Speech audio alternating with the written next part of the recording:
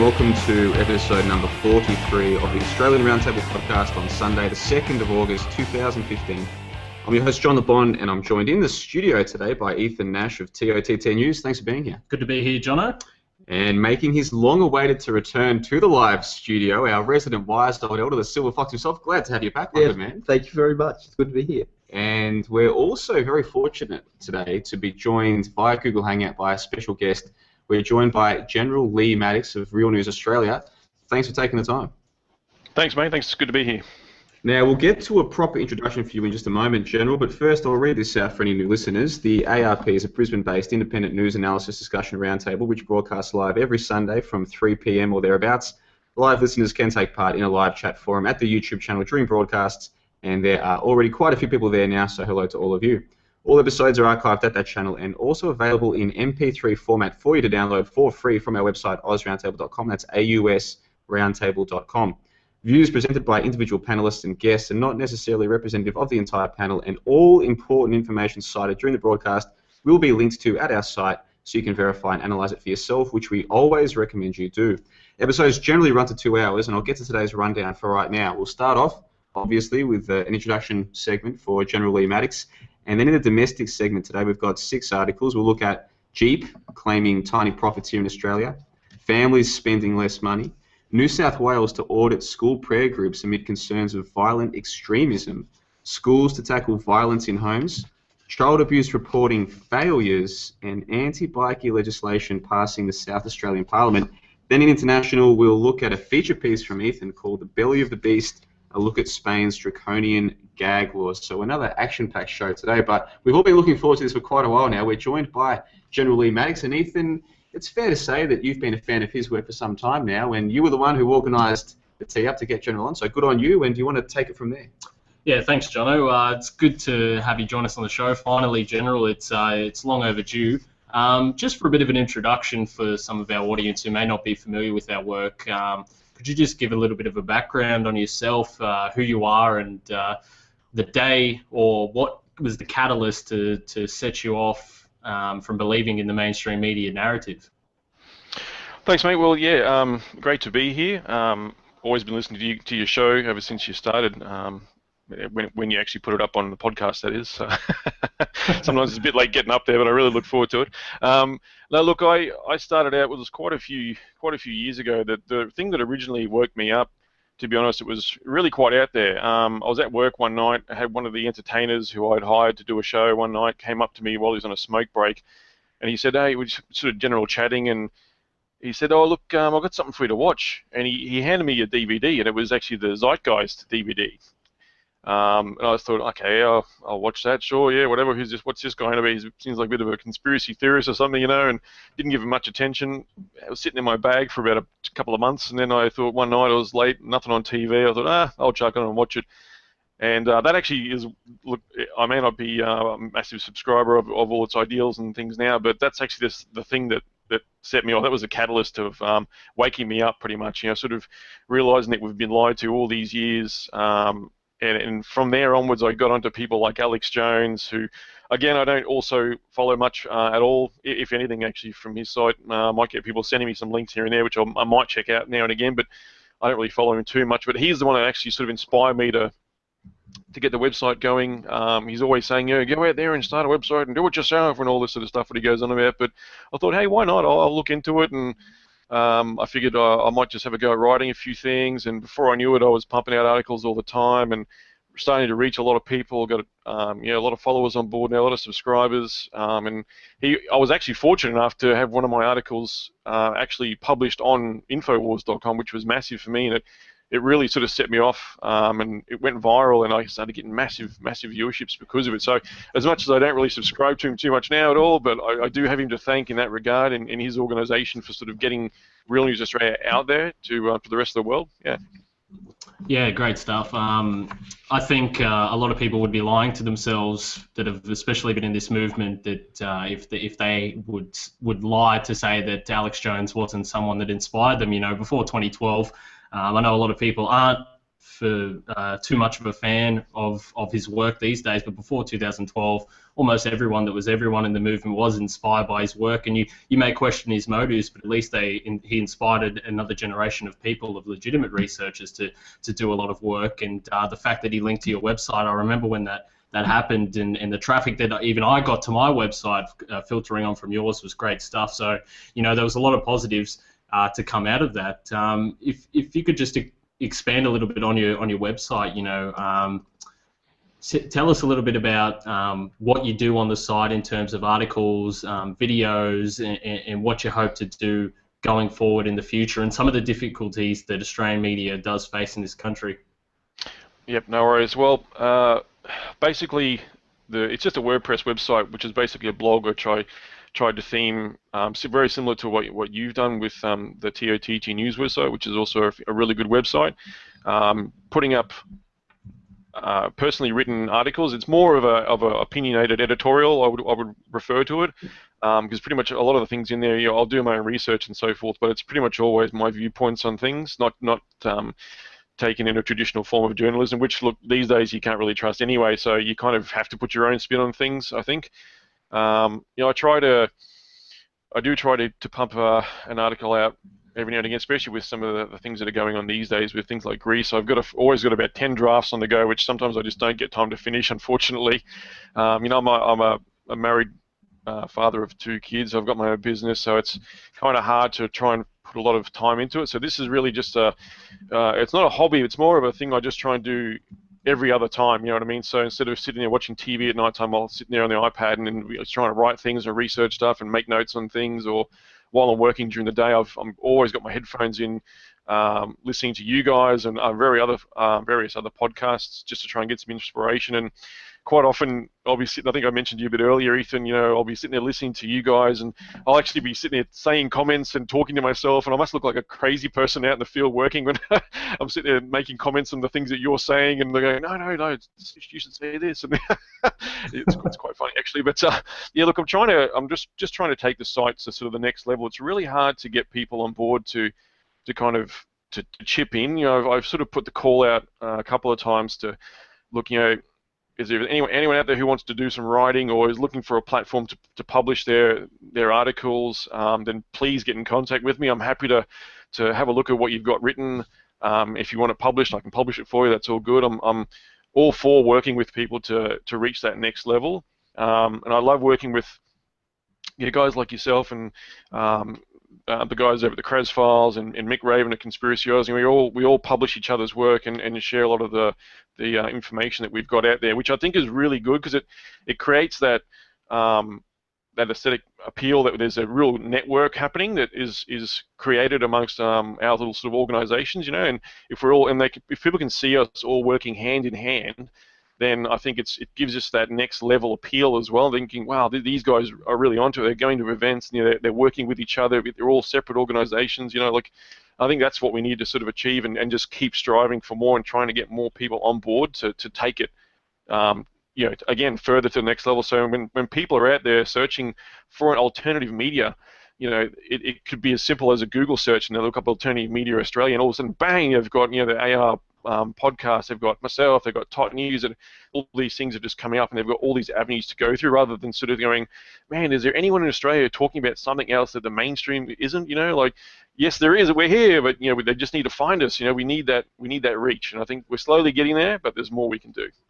Yeah, definitely. And speaking of reach to people, I'm interested to get your thoughts on it because, when I started, I think I started around the similar time that Mick Raven started back in 2011 with the site, but before then I'd been protesting and whatnot here in the city. Back then in the day, and I don't know if it's a similar experience to you, the audience of people that were fed up with the mainstream media, fed up with government establishment, fed up with the system and the world around them was quite small compared to what it is today. And from my observation, we've grown and more sites have started to pop up, more community networks, all of these things have started to pop up.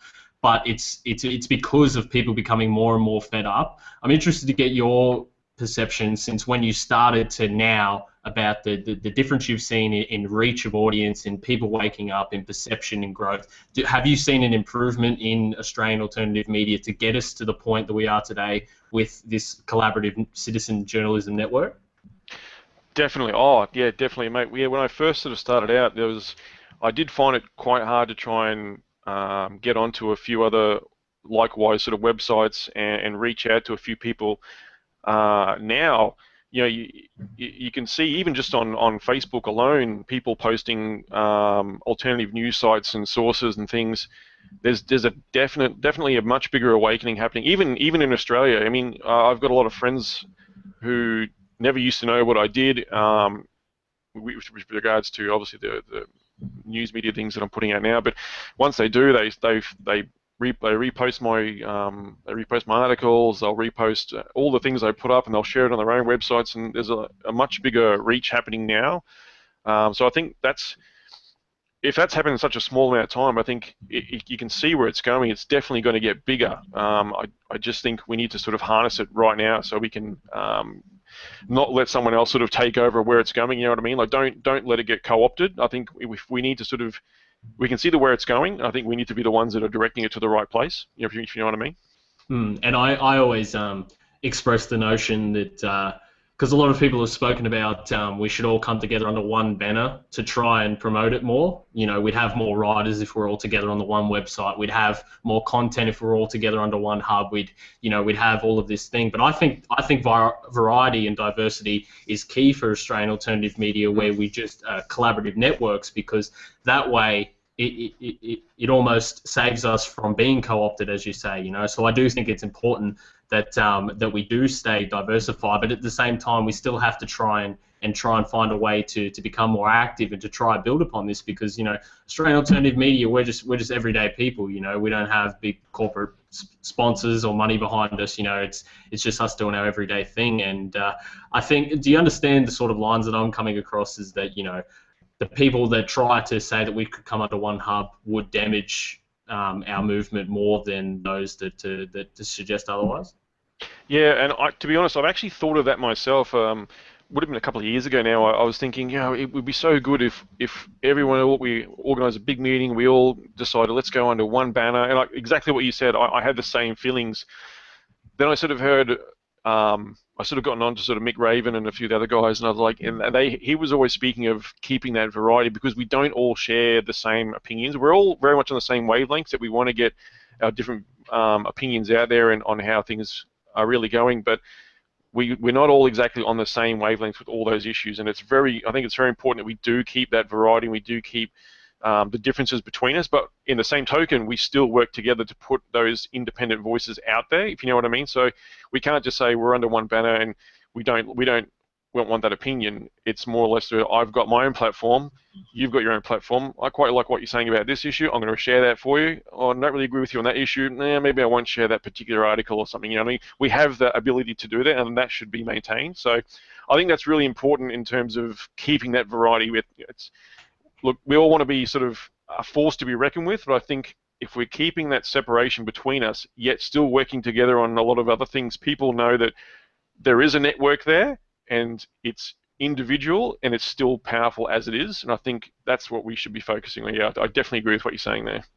Yeah, absolutely. Lindsay, I'll hand it over to you, because you're someone who did experience the Inverell Forum back in the day, and that was somewhat of a replication of what we're doing today with collaborative network sort of things.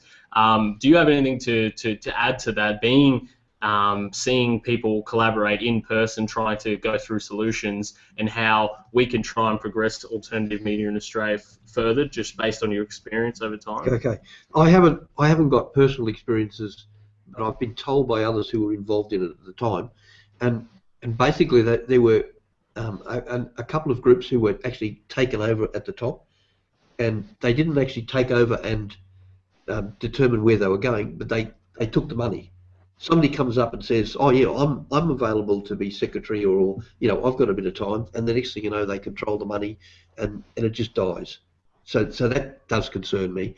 And the other point that the General just made, I agree with that as well. That once you start being too close together, we can't talk about that subject, and I think we do need, there's a whole variety of things. I mean, even with us, we disagree on certain subjects, but we work together. Whereas if you start getting too big a group, you're going to get dominant personalities that goes, oh no, we're not going to talk about that. That offends me or whatever. And I think that's what worries me, is that we'll be controlled and whitewashed. Yeah, and that's one thing that I found, with Truth News, Radio Australia, General Maddox's site, all of these things, General Maddox might have a better, better outlook and knowledge about, this certain topic. Mick Raven talks about the Green Army. He's very, he's got all of these topics that he speaks about. All these websites have their keys. I speak about intelligence and surveillance and all these things. I think it is important. Johnno, with the work that we're doing here, we're always encouraging people to start their own platforms, where the more that there are, the harder it is for us to take down. Do you think this is a healthy sort of perception to go forward? Because from my experience, whenever someone tries to bring people together as one and try to dictate, that's when that things could start to go downhill. Well, I'm glad that you in general brought this topic up, because I think it's an important thing for us to speak about and get out to the listeners, is that they have their own platform now. They can do their own show. Google Hangout, regardless of what you think of the company of Google, this Hangout platform is incredible. Any person with a half-decent computer can start their own show. And if you tell the listeners that you'll be there at a set day, at a set time regularly, you will get the audience. We've got more than 40 people watching live right now, and our shows typically get, between the podcast downloads and the live show and the official show on YouTube, about 1,000 listeners. Now, that's not going to compete with your Channel 7s, 9s, and 10s at the start, but there's an audience out there, a latent audience, who will come and listen to you if you give them a regular date, time, and you can broadcast to them for free. It doesn't cost you any money.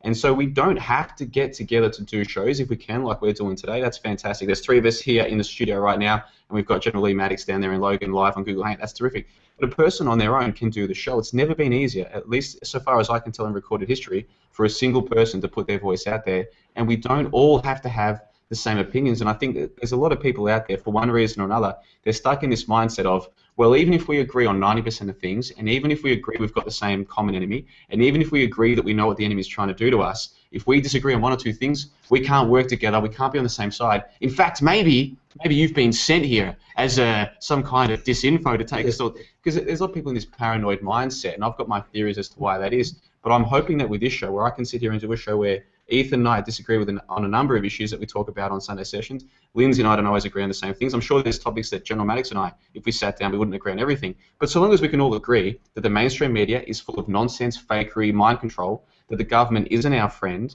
that things like fluoridation, forced vaccination, all these issues, they don't help us. If we can agree on these core things, then so long as we're doing our own work, we're going to come together as a collective, not formally but informally. And I think any real truth movement is going to be an informal group of people who are their own leaders. They don't need someone else to talk for them. They don't need someone else to talk with them. They can speak for themselves, and together we can start to form a bit of a critical mass. And that's one of the things I like about your work, General Lee Maddox, coming back to you. You're doing this website on your own. You run your own business. You have a family, and yet you find the time to get your own voice out there. And I'm hoping that people, some of our audience will be familiar with you already, some of them won't. They'll go and check your stuff out, and they'll say, hold on, this General Lee Maddox has started to reach a real audience just from putting a few hours a week into it on the side. This is what people can do. General Lee Maddox, what say you?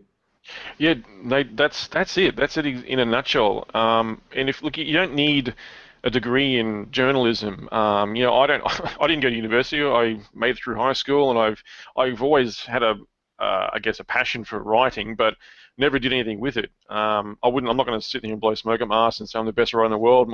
I'm constantly getting pointed out all the mistakes I make in my writing, but I've asked many people who are reading me, saying, does it read well? Do you like what I'm writing? Am I hitting the right topics? Does it sound like a mainstream media article, or does it actually sound unique in a sense? Does it sound like it's written by me? And a lot of people are saying, yeah, look, it's a lot easier to read. And look, it doesn't take too much to kind of get the knack of it. Just make sure you're hitting your key points. Put your own spin on it if you want to. Put your own ideas in there, which is what I mentioned earlier. It's more of a opinionated editorial rather than a journalistic sort of method that I use. And you can, like you said, you can reach real audiences. I had unintentionally, I didn't even submit the article to them. I think they may have just searched it somehow and gotten onto me, but I published an article on August 9th, 2013 titled "The Hegelian Dialectic and Its Use in Controlling Modern Society." That article, like I mentioned, was picked up by Infowars.com. Like I said, I don't follow them anymore, but back then when they grabbed it, I was so stoked I couldn't believe it, that this massive alternative media website in the States is publishing my work, and it sent so many people my way, and I had all these subscribers coming through, and I'm like, wow, this is awesome. People are actually taking this seriously, and I got I will say, I'll admit, I got a bit of a big head over it, and I was like, this is awesome. I can't believe I'm actually reaching people. This is great, and that's how easy it was. I know there's people out there who will actually write things, and I tried this as well, and it does work to a degree, but you then just keep hammering on all the different Facebook pages and try and get, you can submit articles to certain websites to say, how about this, or like tip-offs and things like that. That does work, but for this one, I think it was just a generic, an organic process where they stumbled across this website, and now even today in articles they'll publish. A couple of months ago, they still link to it. They still link to my work. Globalresearch.ca is another good website over in Canada there. They're also linking to my work as well. So, I mean, it's good. You can get it out there. Just you do need to get a little bit of quality to it. Hit your topics, hit your points, and look, hey, it can go from there. You might get no one. You could have a website going for 5 years, 10 years, 20 years, and you might get 20,000 views in that whole time. You know what I mean? You could be doing nothing right, but it just takes one person to grab it and you're off. And I think that's important, and it helped me, and it's helping a lot of this work that I'm pushing, still getting out there today. Yeah, it's great stuff, Johnno. And I've got the article here in front of me as well. And as I said, I remember when that article did take off. I wanted to spend a little bit of time talking about the article and talking about the agenda and the messages that are in the article. Did you want to just give a quick readout of the article that you have here, just to give a bit of background, and then we can talk about the Hegelian dialectic, problem, reaction, solution, and how it relates to what we're speaking today, what we're speaking in society. Definitely, yeah.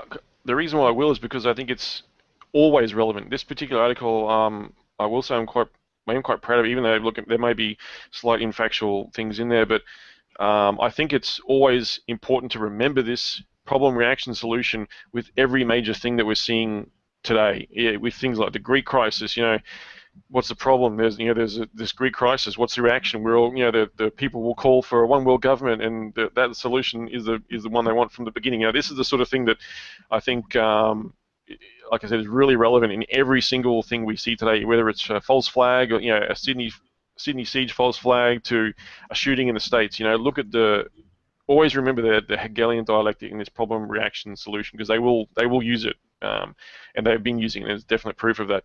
So I'll just quickly take us through it now. It's not a huge article. So here we go. So it's titled the Hegelian dialectic and its use in controlling modern society. What exactly is the Hegelian dialectic? George Wilhelm Friedrich Hegel was a 19th century German philosopher who devised a particular dialectic or method of argument for resolving disagreements. His method of arriving at the truth by the exchange of logical arguments is a system of thought process still in use to this day. To put it simply, the basis of Hegelianism dictates that the human mind can't understand anything unless it can be split into two polar opposites: good, evil, right, wrong, left, right. For example, when people are talking about two political parties, Labour or Liberal, what they're actually referring to, without realizing it, is the thesis and the antithesis based off the Hegelian dialectic. The only real debate that occurs is just the minor differences between those two parties. Nothing is said or done about the issues that neither the left or right is discussing. This in particular will become more apparent as the election draws near. Now again, this was published when we had our election coming up here in Australia. Another form of Hegelian dialectic is the problem, reaction, solution. Most of us unwittingly fall victim to it all too often, and sadly, if we don't stop, we will continue to lose our free will and liberties. It has been widely used by our governments and corporations around the world. You could say that in terms of controlling the masses and society in general, its deployment has been an effective tool in keeping humanity in check. Almost all major events in history employ the Hegelian dialectic of problem, manufacture a crisis, or take advantage of one already in place in order to get the desired reaction of public outcry, whereby the public demands a solution which has been predetermined from the beginning. A classic example is 9/11. Only when you break the left-right paradigm and come to the realization that the invasion of Iraq and Afghanistan and the whole fake and not to mention contradictory war on terror was desired was the desired outcome from the neoconservatives within the Bush administration and the whole military-industrial complex. They in fact stated in their own white papers the need for another catastrophic or catalyzing event like a new Pearl Harbor, which is a link to as well. Here's a more current example of Hegelian dialectic in use. In Australia at present, both the main political parties on the eve of the upcoming election on September 7 are discussing Bo people, a derogatory term used to describe refugees and asylum seekers displaced by war or other hardships. I don't believe they constitute what we would call a crisis, as the statistics clearly show that they aren't, but for the purpose of this example, our government is telling us that they are a problem. The media is used to play up this problem in order to instigate a reaction or a debate in the public domain on how to tackle it. Both the opposition and ruling party offer their solution. Again, we see that the only real debate occurring is just the minor differences between those two parties. Nothing is said or done about any of the major important issues that neither the left or right is discussing. In order to avoid falling victim to the Hegelian dialectic from now on, you must remember the process involved. Anytime a major problem or issue arises in society, think about who will gain or profit from it. Then remove yourself from that equation, take a step back, and look at it from a third-party perspective. See the so-called problem, look at who is reacting and in what way, then look for who is offering up the solution. When you do this from now on, you'll quickly see the real truth instead of the false truth they want you to see. So that was the entire article. Sorry if I waffled on a bit too much there, but I mean it's well over 4,000 shares on Facebook and Twitter, all that sort of shit as well. So it's going really well, and I think it's still relevant today. Yeah, it certainly is relevant, General. Thanks for reading that out. For some of our listeners, it is a very important thing because, Johnno, it does relate to everything that we're talking about every week here on the show. Problem, reaction, solution. Everything that we're going to talk about today is problem, reaction, solution. This ideology that was developed, you think that people would have figured it out over time, but they are employing the exact same tactics even now in the 21st century as we continue on down this path that they want to take us, Johnno. Yeah, and what I'll do is on AusRoundtable.com, AUSRoundtable.com, we obviously have a page for every episode that we do with all the links. So I'll provide a link for this show's episode to an interview that Mick Raven did with Lee Maddox back in March, where they spoke at length about the Hegelian dialectic. And Mick Raven made the point that it's not just the Hegelian dialectic, it's also the Plato's cave allegory, where we're in the cave, and on the cave wall, it's not any lights. It's the TV, and people are watching a false reality play out in front of them between the blue team and the red team, Labor and Liberal. And of course, in Australia, something like 85% of people vote for either Labor, Liberal, or the Greens. They actually think that these people are distinct from one another. They actually think that one party believes in something very different to the other party. They truly believe in this TV screen that's on their wall. They're in the cave, and it is a Hegelian dialectic playing out every day. And on most of the important issues, the major parties are in complete agreement. They both completely agree that we should be borrowing money from the foreign bond market, that we should be paying $1 billion in interest every month just on our interest payments because we're borrowing money rather than creating our own. They both agree that we should be selling out our assets. They both agree that we should be taxing the populace at incredible rates. They both agree that the state should be getting bigger and people's rights and liberties should be getting less. So on the most important things, they're all in complete agreement. They just argue at the edges, and yet most people aren't aware of this. So to get someone like Johnno Lee Maddox talking about this, we try and talk about this, hopefully in their own lives. The listeners talk about this, not necessarily telling a Labor or a Liberal voter, hey, you're wrong to think that that party's any different from the rest, but just asking questions about, hey, have you ever wondered about why it is that on some of the more important issues they never disagree? Have you ever wondered about that? It could be just as simple as getting the conversation started, Lindsay. Yeah, I agree entirely. Yeah, you put it well. We'll probably attack some of these matters today. We can perhaps bring it up as we're doing each article. We can bring it up and say, well, there's your problem, reaction, solution in each of those articles. So it's so clear. And as you were just saying before, almost every week we talk about this, and it's always the same thing. It doesn't change. It's just there. So yeah. Anyway, I'll see what Ethan's got to say. Yeah, no, I couldn't agree more, and it's great to have you on the show, General Maddox, as we go through the episode. If there's anything else that you want to add before we get started with the show, now's the time to let loose. No, I was just going to, again, if I could just reiterate the importance of that particular aspect. Like it is forced upon us all day, every day, this problem, reaction, solution, and you really do. The listeners out there, guys, you really have to train yourself to avoid the emotional hook that they're trying to get you with whenever you see things on the news or issues that are happening right now, because that's what they try and do, is they try to hook you with that emotion so that takes over your thinking process and your thought process with regards to this. But you really do have to sort of disconnect, take a step back and look at it from a third-party perspective and go and say, and just sort of look at it as a whole and go, okay, what am I seeing here? How are they using this to get me to think a certain way? And then you'll see the problem, you'll see the reaction, and you'll see the solution that they're trying to offer up as well. And once you see that, the whole house of cards falls down, and the next step then is trying to do something about it, which I think we're doing that right now. We're trying to get more people aware of this this agenda that they're pushing, this problem, reaction, solution. So yeah. Well, it's terrific to have you on board today, General Lee Maddox, and it is a beautiful day here. You're missing out down there in Logan. No offence, the three of us are in the live studio. It's the first time that myself, Ethan, and Lindsay have all been in the studio together since about episode 8 or 9, Lindsay. So I've been really enjoying this. And for new listeners, the general format of the show is that we'll go through a number of articles for the day, for domestic and international, and then we just bounce ideas off each other. So it's meant to be a roundtable format, and today we've got the pleasure of General Lee Maddox with us. We'll get straight into the domestic topic. Before we do, though, let me read this out from the live chat. We've got more than 50 people watching live right now. Thanks, everyone, for coming out. Loopy33 says that, I think the Adam Goods saga is the Hegelian dialectic playing out between News Corp and Fairfax. Of course, the Adam Goods saga, one of the major sporting codes in Australia. There is a very big kerfuffle that's been building for the last few weeks about an Indigenous player and some of the supposed racism that he's been copying. I'm hoping that we can talk more about that in the after show. But the first topic for domestic is Jeep claims tiny profit. Lindsay, this is yours. Okay, thank you for that. This is from the Courier Mail, page 22, on the 31st of July. The headline said, Jeep claims tiny profit on 4.8 billion sales. Now, I'll just read the quote.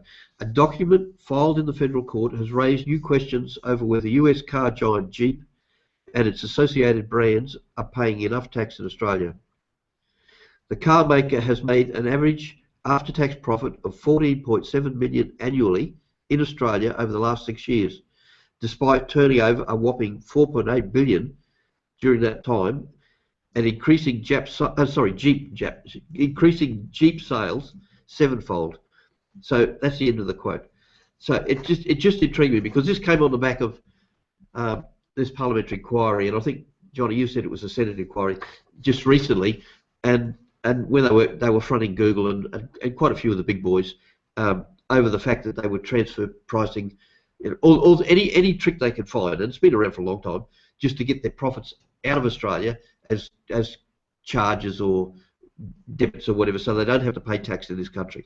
And what that does really is leaves little fellas who are earning a wage paying the majority of the tax in this country, where these blokes are just transferring the whole lot and living like kings elsewhere, So anyway, I'll leave it at that. And have you got a particular point on that, Johnno? Yeah, well, what we always do is we provide the links to the articles that build the basis for the rest of the discussion, so people can check that article out for themselves at AusRoundtable.com. I just wanted to read out for people the tax rates, the personal income tax rates for individuals here in Australia for the last financial year and for the financial year that we've just entered. For somebody earning between $0 and $18,000 per year, they don't pay any tax. But from $18,000 to $37,000, it's 19 cents in the dollar. From $37,000 per annum to 80, it's another 32.5 cents in the dollar. And then from $80,000 to $180,000, 37 cents in the dollar. And if you're earning more than $180,000 a year, 45 cents in the dollar. And bear in mind that for a working couple, that their incomes are taken together. So a couple that, say you've got a doctor and, for argument's sake, someone who's been working logistics long enough to get to a decent position, they'll quickly find themselves in one of these top tax brackets. Now, this is a progressive taxation system, so if you get into the higher tax bracket, you don't pay that tax rate on all the money you earn. It's just as you go up the brackets, you pay more. But the point is that someone that's earning, or a couple that's earning, say, $100,000 combined, which is not that much for a working couple in Australia today, every extra dollar they earn is 37 cents, and that's just personal income tax. So you look at the amount of that's just personal income tax. Doesn't include things like the GST, which they're talking of raising. Doesn't include your Medicare levy. Doesn't include the budget deficit repair levy. Doesn't include any of these things. This is just the money they take straight from you for the privilege of earning money in their country. So this is what the average person is paying, and you compare it to these companies like Jeep and all the other ones that came out in the Senate inquiry. And you think to yourself, it's pretty clear to me what's going on. something I only realised when I mentioned earlier, I've just started my own business. I've had it for just over a year now. When I first started, I spoke to an accountant just to sort of work out tax and so forth. One of the things I thought was really interesting, and she recommended highly that I do this. She goes, well, what you need to do is just set up a trust, and then your income goes to the trust, and you can actually put your wife's income into the trust as well, and then your tax will be then taken from the trust, and it's a different tax bracket that you fall into. And I said, well, why do they do this? What's the point of doing this? And she goes, well, put it this way: whenever they change the tax laws, they never touch trusts. The politicians make all these rules and so forth. They never touch the trusts. The trusts have been unchanged for so long. If they do change it, it's really, really minor. I said, why is that? She goes, well, that's what they all have. All their money goes into the trusts because they know how to wrangle the system. They don't pay this tax bracket that you're speaking of, Johnno. And we know this. I know this firsthand. Now, this is how they do it. This is how they get around it. This is not just politicians, but this is very smart people who do this. They put all the money and income that they have into a trust. Therefore, those tax brackets do not apply to them. It's completely different. And when the laws are set up that way, you can't judge any person for taking advantage of the laws being set up that way. And I know people who do this themselves, and it's also the same thing with superannuation. If you know how to set it up properly, the issue is who can afford to then go to the right accountants to get these kinds of funds set up. Obviously, it's going to be people with more money in the first place. So it's still the regular Joes who just go, they finish their school, they get a job, don't really know much about any of this. And you might say, well, that's their fault for not looking into it. Well, they've just spent 12 or 13 years at school. They've got every right to assume that they've been taught what they need to know. Of course, we know better, but how are they to know better? And when I look at laws like this and I find out about cheap not paying any real tax on their income, I think about not people like me who know better, who if I was earning a lot of money, I could set up a trust because I would know who to speak to. I think of the people who know better because they're the kind of people I grew up around. They're the people who deserve better. They're the people who are not getting better. I'm sure, General Maddox, you live out there in Logan in southeast Queensland, which has a reputation of having more people from lower socioeconomic circles. You would mix with these kinds of people who it'd be easy to judge them for not knowing better, but really, how are they supposed to know better? They've got a naive trust in their government, and they think the government is actually here to help them. I agree to a certain degree. I think a lot of people out there now are starting to realise that the government isn't out there to help them, that they're continually getting screwed over, but they don't know what to do about it, and they just sort of go with the flow, and they don't really think too much about it. I think that's the issue. If they actually had this brought to their attention that, wait a minute, yeah, you are getting screwed over, and yes, there is something you can do about it, then I think things would actually change. But that's the whole point. They're continually distracted. You know what I mean? They're not taught things the right things in school and how to do all this sort of stuff. And if you're going and doing an accounting degree or something, or you have the money to go and see a really good accountant, then yeah, maybe you'll cotton onto the right information. But for the average person out there, especially here in this area, mate, it's not looking pretty. Yeah. Well, I'll tell you what, this topic makes a nice segue into the second topic for domestic, and that's to do with families spending less money. Lindsay, take it away. Okay, thanks for that. And this is the Courier Mail, page 4, on the 30th of July, and the headline just said that, spending less just to survive. And I'll just go straight into the quote. 2/3 of households are cutting back to cope with growing financial pressure. Research by the nation's leading consumer group, Choice, reveals the top ways people are coping with the crunch are by spending less on entertainment and clothing. Families with school-aged children are most worried about the rising cost of living. 1 in 5 people say they have been living off their credit card to cover the gap until next payday. That's a real worry to me. Anyway, quote, this is most common among those with a home loan. We are concerned to see these signs of household stress at a time when inflation and mortgage interest rates are historically low, said Choice CEO Alan Kirkland. 85% of those surveyed said household bills rose over the past year. Now, I had a little comment on the bottom, and I said, well, how can inflation be low if bills are rising at a rate that cannot be met by the families? That's almost like a nonsense to me, and I don't know what they were. It just got me baffled as what Choice were trying to make, the point they were trying to make there. To me, that's logic. Anyway, I'll see what is that logic to you, Ethan, or not? To say there's no inflation, but but the prices are going up faster than their wages. I don't understand that. Oh, well, we're talking about the Courier Mail here, Lindsay. Yeah, I suppose so. I don't think there's any logic associated with that particular outlet. It's the same as everything. It's the same as austerity measures, you know. That's just illogical in itself. You know, raise taxes when there's no money in the economy and there's no economy booming for them to actually prosper and actually have the money to pay the taxes. It's the exact same thing, and families are struggling. You know, people are struggling around here, but it's the same tactic they always pull. The banks are always going to say that they're in a comfortable position, that the banks they're a secure investment, that they're healthy and prospering in today's society. When we know that they're not, we can see in the economy that they're not, and we can see that families. You know, I'm someone that can relate to that. You know, what I mean, the increase of cost, the BS water prices that most of this state now has to pay. You know, it's ridiculous stuff, and for them to put out these articles saying this nonsense, it just gets appalling after a while, Johnno. It's like the story of the frog boiling in a pot. They're just slowly turning up the temperature. I would argue the temperature's going up pretty quickly. But the reality is, it doesn't matter whether they do it quickly or at medium pace. Most people will just put up with it. They'll just put up with it, And for me, it's a case of, okay, then, if you're willing to put up with that, that's one thing. But you realise that by not speaking out against it, you're consigning your children and all of their friends and their family to a worse situation. The slide is what people need to look at. The trend is your friend. Look at the trend. Even if you're happy with how things are now, somehow, if you can somehow make yourself happy with the servitude that you're in, that's one thing. But by not speaking out now, you're consigning future generations to even worse, because we're clearly on that slide right now. I want to read out an article from the ABC. This is from June 18, entitled, Australian household debt has tripled in 25 years, new study finds. Let me quote, Australian households are holding 3 times as much debt on average as they did 25 years ago, a report has found. The Bankwest Curtin Economic Centre study concluded people were living beyond their means. Average mortgage debt as a proportion of property values has almost tripled over the past 25 years, rising from 10 to 28% since 1990. In 1990, average household debt represented less than 6 months of annual income.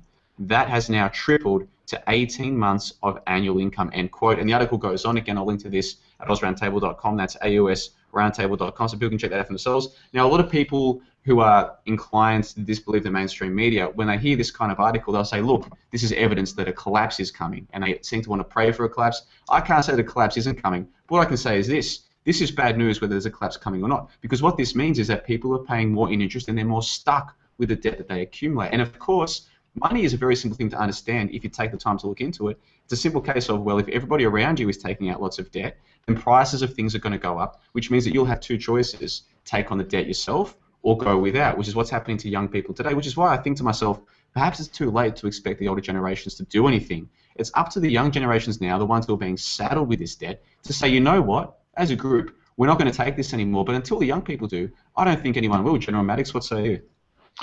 Mate, it's a difficult position that folks just like myself are in. You know, like I said earlier, I have 2 small children, and it's increasingly hard to make ends meet, and we are swimming in debt. You know, there's I mean, I'm obviously paying off a mortgage. We're not renting. We sort of made that decision a while ago, nearly 10 years now, to buy a home instead of paying off someone else's mortgage.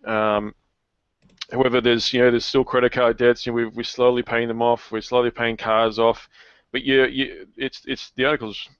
I think it's kind of spot on there. The disparity is ever increasing. So you're actually spot on. The disparity between the income ratio and the debt ratio is increasing. And you're right. It's not like a boiling frog syndrome where they're slowly turning it up. I think it's the incrementation of it going up is actually getting faster and faster.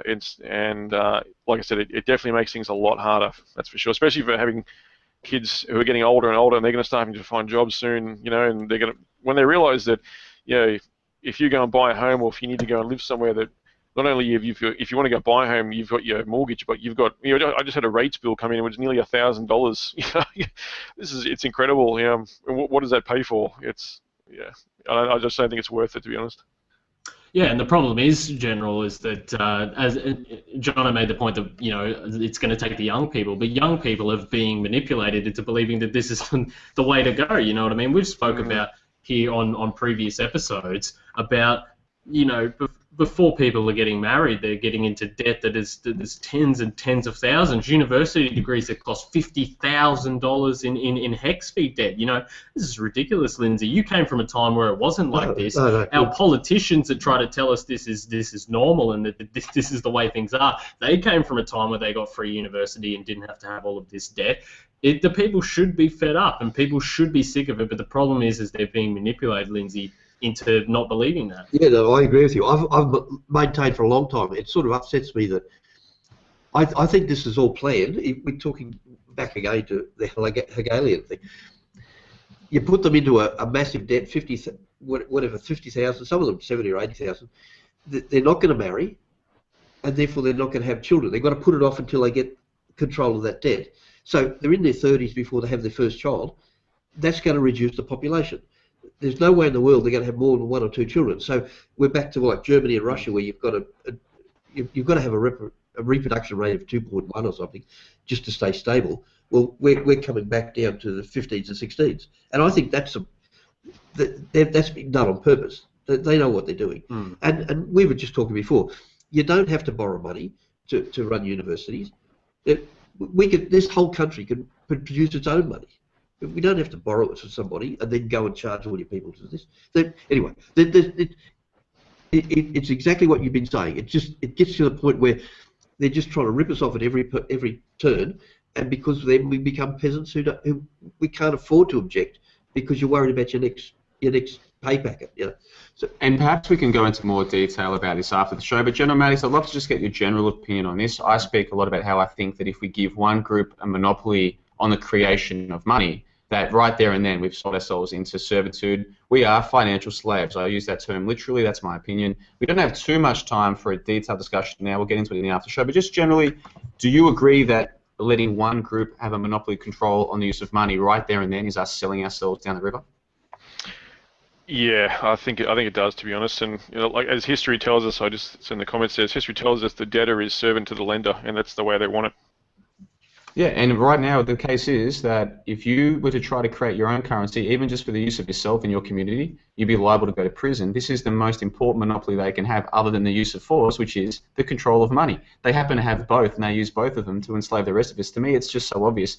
We need to move on, but before we do, justiceforgermans.com in the live chat, and I'll paraphrase his comment. He says, isn't it interesting the discussion is that we should be taxing the rich more and the poor less? And of course, this again plays into that Hegelian dialectic of who are we taxing too much? Well, I would argue that they're taxing everybody too much. And again, a couple that earn more than $180,000 a year, yeah, they're not on struggle street in my opinion. But if they're paying 45 cents of every dollar just on income tax, plus the Medicare levy, plus the budget repair levy, whatever they called it, that's already half of their income. Once they get to that point, half of their income straight to the government, and that's without paying interest on their mortgage. And again, the money, there's a monopoly control on the money. That's without paying their rates, without paying their GST. If you can't see that we are already into, and we discussed this last week, Ethan, if you can't see that many aspects of the Communist Manifesto are already in play today, then I can't help you. We need to move on to the third topic for today, and that's to do with New South Wales to audit school prayer groups amid concerns of violent extremism. Ethan, take it away. Yeah, thanks, Johnno. And that is the title of the article that I have here from The Guardian from the 28th of July, so last week. And this is something fairly important to come out of the press this week for a number of reasons, both because we predicted it. We predicted it here on the show. We've spoken about this previously, and because of the nature itself, quote, prayer groups in New South Wales public schools will be audited amidst concerns some students are being exposed to violent extremist ideologies, the Premier Mike Baird said. Last week, counter-terrorism police alleged that a 17-year-old had been preaching extremist ideology in the playground at Sydney's Epping Boys High School. Quote, we will never allow schools to become the setting for extremist ideologies, Baird said on Tuesday. The Deputy Opposition Leader Linda Burney said that while she welcomed the announcement, the government's response was flat-footed. Quote, it needs to be made clear whether the Premier is talking about all prayer groups and religious instruction in school, or he is specifically talking about Islamic prayer groups, she said. If it's all religious instruction, the review would be extremely difficult because it would be huge. You would have to ask what's going to do it and how much it's going to cost. Burney said if there was a problem in the Islamic radicalization in schools, the government needed to work with Muslim community to provoke a specific response. Quote, I want to know where there are Islamic prayer groups being offered in schools and what sort of oversights are in place, end quote.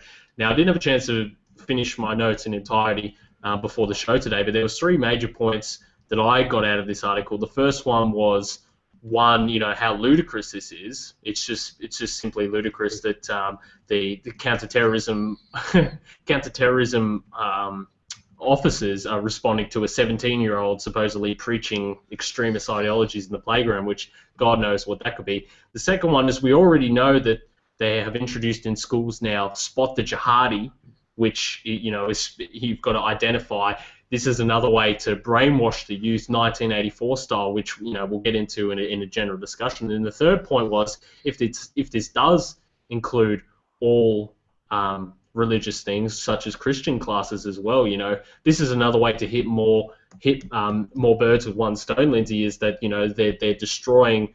Even though I wasn't a fan when I went to school of the Christian groups that were there, I'm a fan now because I understand that Christian morals are important to be taught for students that want to know these sort of things, and this will be another way to diminish them. So, Lindsay, do you have anything to add to the way that these kids are being trained to turn against their enemies, which will be parents and anyone that question the system? It's a concerning thing, and this is just the beginning. Yeah. No, you know my feeling on this from before.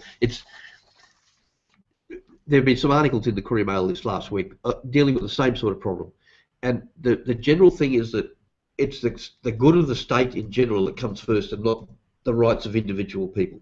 And that's it. I think this hits it on the head again. You're prepared to stop children discussing religion in the school ground. Presumably that's what it is, because you'd have to, like they said, you'd have to be a blanket thing. You can't just go out and say, oh, right, we're not going to discuss Islam, or we're not going to discuss whatever other religion.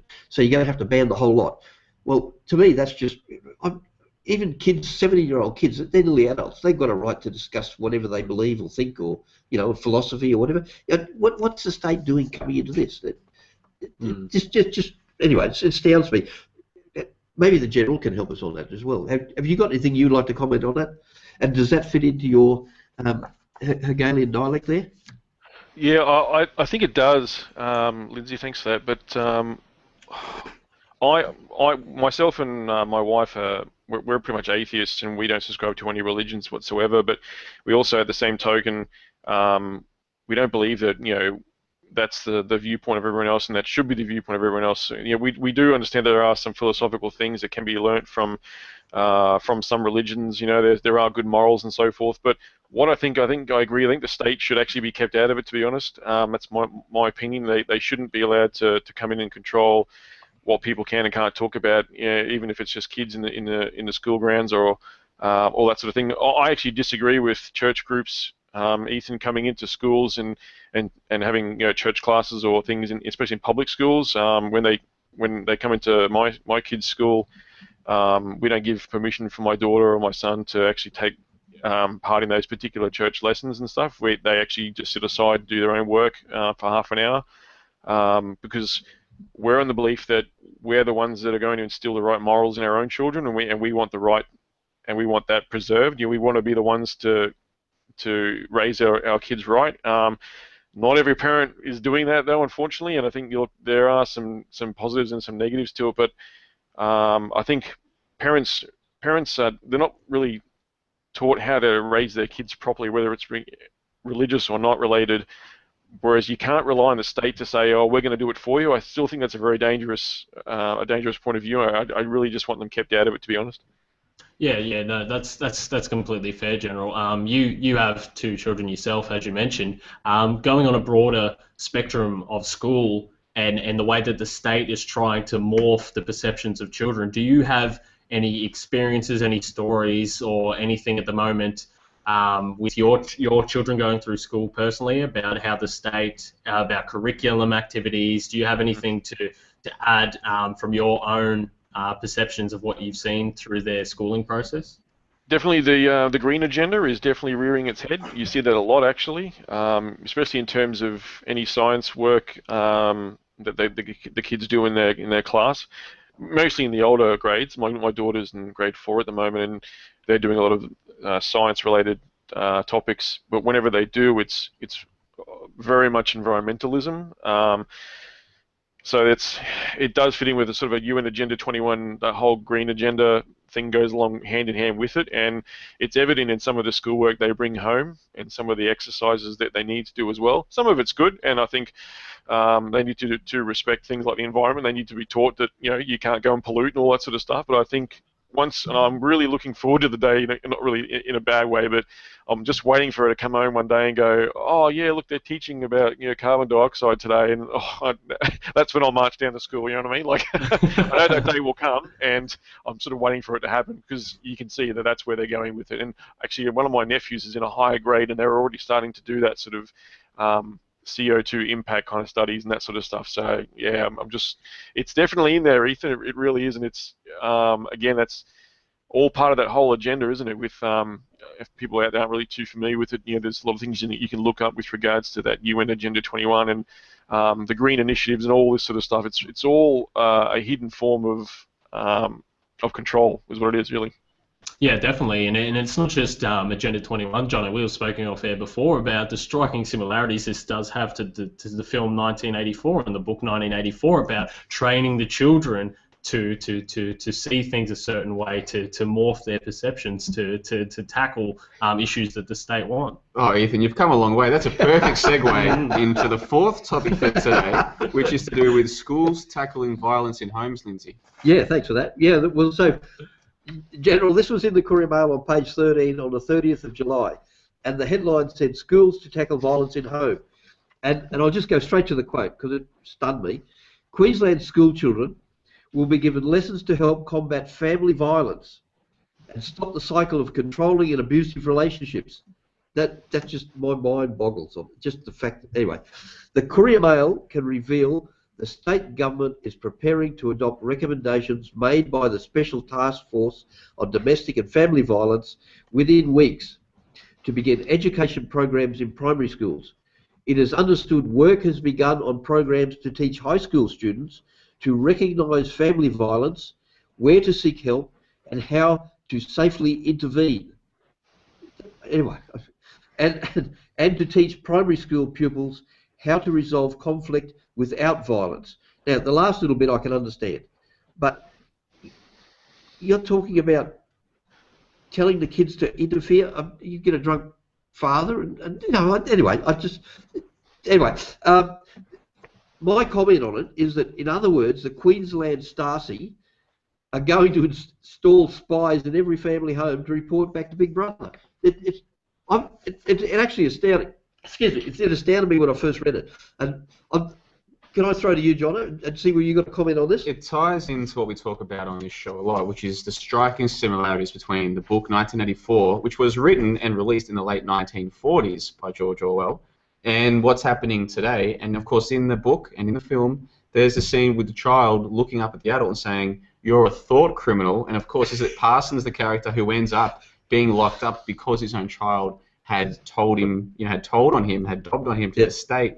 And that's exactly what's happening. But this isn't new. This has been happening for a long time. I'm 27 years old now. When I was in primary school, we used to get trained about how smoking is really bad, and we would go home to our parents, and if our parents smoked, we would be their biggest critics. The state was training us to go home and enforce social engineering upon our own parents. Same thing with the carbon that you were talking about earlier, General Maddox. It's the same thing time and time again. They're training the new generation, and the new generation look up to their teachers. They believe their teachers. Most of the teachers believe the nonsense that they're teaching, mind you. So it's a system that gets the kids' minds when they're young. They go back to their parents, and it's almost like reverse social engineering on their own parents' head.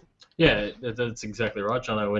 And the problem is they've done it very carefully, as you were talking about there, Lindsay.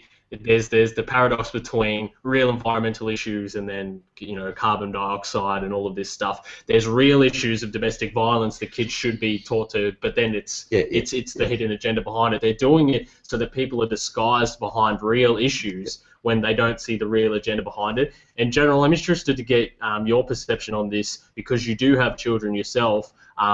Where does the line come in where and I've asked this a lot of times to people that do have children, you know, in terms of what you know about the world and the world around you and what you teach your children versus what the state teach your children, you know, where does it cross the line where you have to step in and try to protect your children from some of these draconian sort of agendas that are hidden behind things, you know, where does that come in? Because I've always, well, I'm not a father myself, but I always wondered if I did have a child, I would want to make them eat the best food and, you know, organic food, keep them away from fast food and whatnot. But then you would see your child would meet other friends and see that they're eating cake and they're eating all this stuff, and then the child wouldn't like you because you've secluded them off. You know, I'm interested to get your perception, General. Where's the line between these things, between the state's agenda and what you know best for your kids? How do you balance that?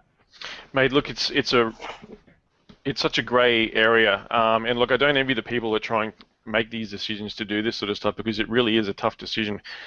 I think obviously they've probably seen some of this firsthand, or maybe they've experienced it themselves, and they want to do something about it. So their intention may be the right intentions there, but I think again you sort of see where the Hegelian dialectic of problem, reaction, solution jumps on board, and someone will quickly co-opt that sort of agenda of wanting to do good and help families with domestic violence and stuff. I mean, you know it's out there, and I've not that I've experienced it firsthand, but I've seen the results of it. You can see that there are kids in my kids' school who have been affected by this sort of stuff, or you know that you can see the parents, like they're definitely on, like they're definitely Drago parents, you know what I mean? Like they're all skinny and withdrawn in the face, and they look terrible. They dress really horribly, and they're late to everything. Their kid's never involved in anything. The kid never pays attention. They're always the muckabout kid, you know.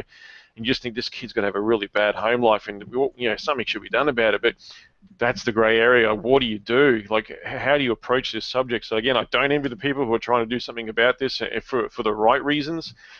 I just, it's going to go pear-shaped. You know they're going to take this sort of this situation and run with it and use it as a way to get into the home. You know what I mean? This is our private sanctuary, and the government's going to work out a way to get in there whether you like it or not. You know what I mean? It's not going to be the telly screen, saying with Big Brother on there telling you what to do. Not right now anyway, but we could be heading that way soon if that's what they're trying to do with reaching through the kids and getting them to identify mum and dad's, mum beats dad, I better go and tell the police sort of thing, or, do they just go and do it? Do they instruct the kids to go and seek relatives' help, or tell other families at school? Either way, it's still kind of dobbing on the family unit, and it's breaking up that family unit a bit more. So again, I think parents, if there are any parents out there like myself, you really have to be involved in your kids' schoolwork, their homework, and the school in general.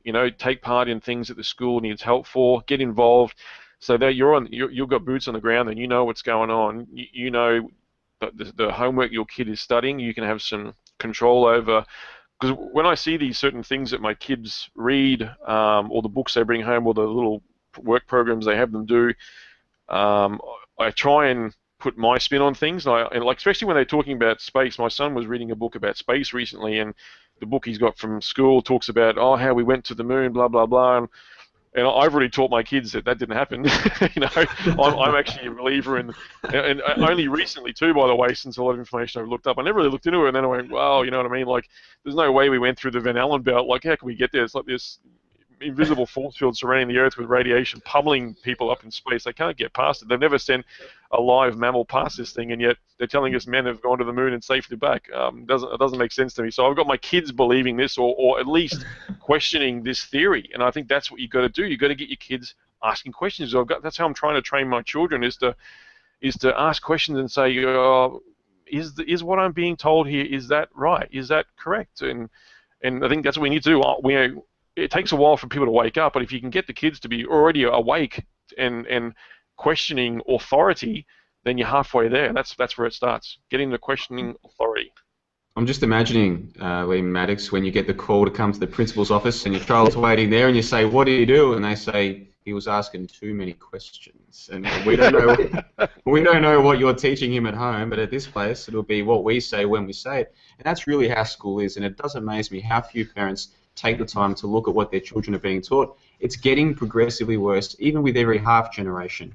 And if you don't take the time to look at what your children are being taught, in inverted commas, how are you going to know? And I'll try to link on our site, AusRoundtable.com, to a study which showed that the difference in educational outcomes for children is greater between children whose parents read to them and who don't than it is between children who go to supposedly better private schools and children who go to regular schools, which tells you a couple of things. Firstly, you ought to be reading to your own children, educating them yourself, but also that these schools where we send our children for 12 or 13 years now, if they were really about educating the children, they'd come out after 12 or 13 years knowing how to read without our assistance. The fact that they get taught more by the parents who read to them than that should tell you that the 5 or 6 hours that they spend at school isn't about teaching them skills they need. It's all about social engineering. And for me, even if the children aren't going home and social engineering their parents, the mere fact that this would be on the school curriculum should tell you what school is all about. It is not about educating the children. It is about social engineering. It's so obvious to me now, but only now that I'm on the other side. I can see why people are still fully involved.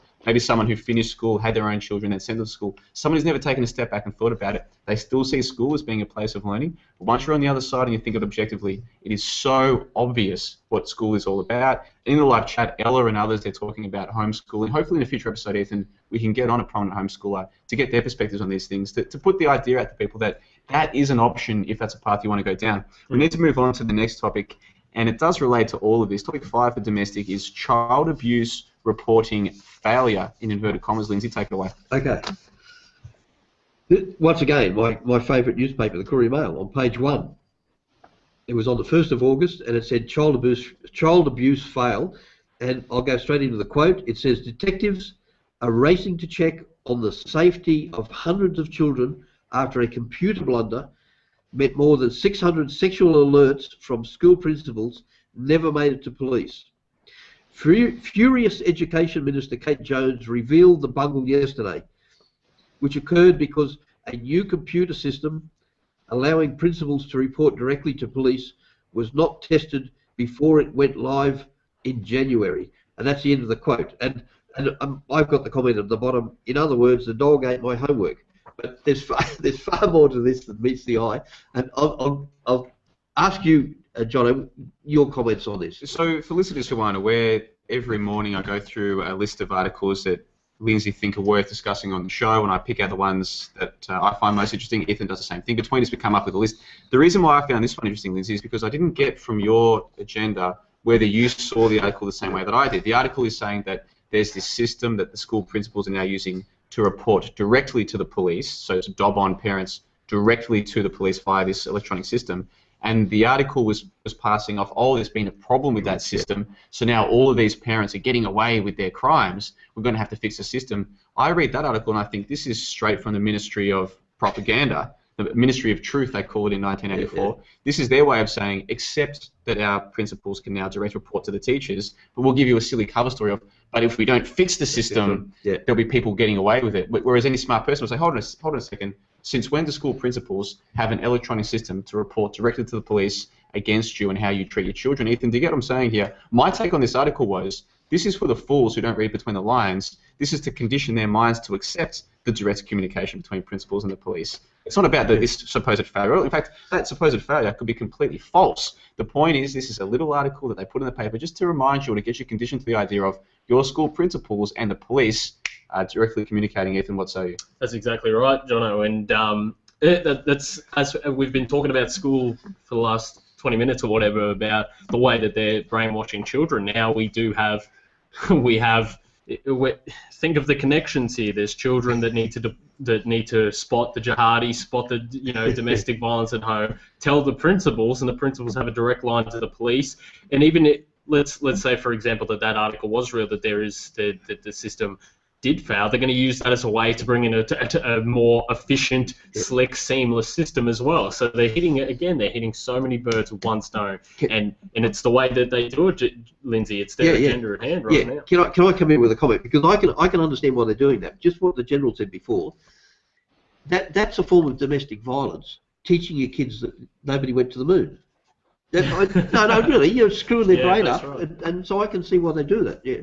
I'm in regular contact with someone who I met through doing this work who is having issues with custody because in the family court, the other side and her lawyers are saying, well, the father's a conspiracy theorist, and that is a pejorative. That's a mark against him when it comes to weighing up who's best suited to look after the child. So we might joke about it, but for some people, I know. This is actually quite serious. The fact that she would go against mainstream so-called science is enough to have you labelled a conspiracy theorist. Yeah, and that's what I was asking the general before about him and his own daughters. You know, where's the line where you have to teach your daughter right against all of this propaganda at the risk of potentially in the future being convicted as a terrorist, having your children taken away from you, all of these things that are serious, that can happen now, but in the future they definitely want it to happen. And then there's the social aspect of your daughter, you know, perhaps being an outcast because she has different views to everyone else. You know, all of these things. Where's the line, General, where you have to do this? And are you concerned for the future of these sort of things happening? Definitely, but I think it's not as scary as you might think. There's a lot of people who actually, to be honest, feel the same way. They may not express it, but you know they do feel the same way, especially with regards to things like you mentioned earlier, with making sure that that your kids are eating the right foods and not scoffing down junk food. And we severely limit the amount of takeaway, and if we do, we don't get from the fast food places. We'll go to the local Thai restaurant that's just started and support a local business sort of thing, rather than one of the massive conglomerates. If we go and do that sort of thing, that's what we'll do as takeout. You know what I mean? But there's definitely a grey area there. Again, I can see where the pros and cons of this are. I'll post something too that actually happened at my children's school, especially with regards to this, the principal having a direct line to the police and so forth. They have this thing now, and they like to pump up the fear, especially with regards to school shootings in America, and they try and reflect that sort of thing that as though it's happening in Australia when it doesn't. We don't have school shootings in Australia. We may have the odd incident that does occur at a school here in Australia, but it's always trumped up to be like it does in America, like a school shooting. When in fact it doesn't happen.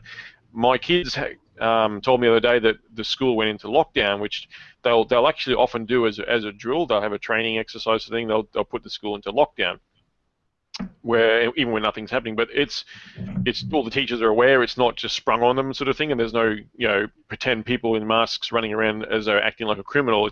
It's actually above board, so they can practice this thing. But my kids said to me the other day, there was two young kids who were probably high school age. They weren't in high school. They were at the kids' fence in the playground, talking to some of the children in my kids' school in the playground. So the kids on the outside of the fence, school kids on the inside of the fence, and they were said that they had some knives, and they were showing them their knives and all sort of stuff. And the kids ran and told the teacher, and then the whole school was in lockdown for the rest of the afternoon. This is the level that they're taking it to now, rather than just saying, getting the teacher to get these kids to piss off, or just calling the police and saying, there's two kids here showing knives to the kids, and the police will come and deal with them straight away. There's no need to put the whole school in lockdown in that sort of regard. It's not like they were in the grounds threatening kids.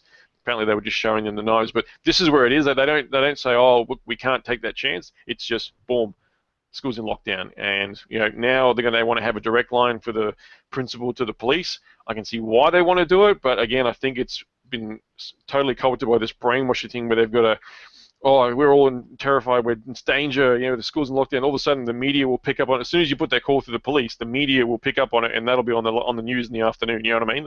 And they'll trump up the fear, and it's all about this massive fear campaign. That's where it comes down to. General, can I just confirm that you're saying that at a local public school in southeast Queensland, they're having regular lockdown drills? Yep, at least once a year they do it as a drill, and it does happen from time to time. Like I said, there was an actual lockdown in place. See, now this is the kind of change that I'm talking about. I was at primary school, 20 years ago, 15 to 20 years ago. When I was at primary school, we didn't have lockdowns. And we were discussing this last week, Ethan, the way that people like me who were teenagers during 9/11, we can still vaguely remember what the world was like before there are terrorists out to get us at every corner. The children coming through now will have no conception of how the world was back when it was safe. Now, I would argue that we're all completely safe right now, except for the governments that are in control of the world. There's no baddie terrorists out to get us. It's not the way that they're telling us. It's all ridiculous. People like you and I might know that, but a child going through school today, unless he has good parents who are teaching him how the world really is, he has every reason to believe that the world is really so dangerous that even at his primary school, he needs to have regular drills. And the question that I would ask, I'll throw this to you there, Lindsay, is do you think they're doing these drills for the children's safety, or is this part of greater mind control, fear-based mind control? I think it's a double bugger. I think it's like General said. You can see that they're, all right, there's a worry that there may be kids going to hurt, or even adults. When I was a kid, how long ago was that? You'd get the odd fella exposing himself to the kids after school or something like that. No, but he had to be very careful because he'd have his head punched in. So I can see the point you make. You probably find that they're worried, genuinely worried about something like that, or a knife attack or something like that. But at the same time, they're using it to do exactly what you just said. We'll have this mass thing where everybody gets, we're all afraid. I found there's something similar with the picking up. When I was a kid, we all walked home from school. It wasn't that far, but we still walked home from school. Whereas now, you can't get near a school. At 3 o'clock in the afternoon, the roads are clogged with mums going to pick the kids up because they're scared stiff that they're going to be kidnapped or interfered with or something like that happening. And then you come one step further and say, well, probably one of the reasons for that is because they're not dealing properly with the sort of people who interfere with little kids. So you've got. I can see all the sides of it. It is a little bit difficult, but I think that the fact that it's been ramped up so much over the last 50, 60 years is we get back to Hegelian thing again. And that's what I was mentioning before, is that they take real issues and disguise the agenda behind them. And I remember lockdowns at school, even in high school, they had lockdowns. It would be the drill.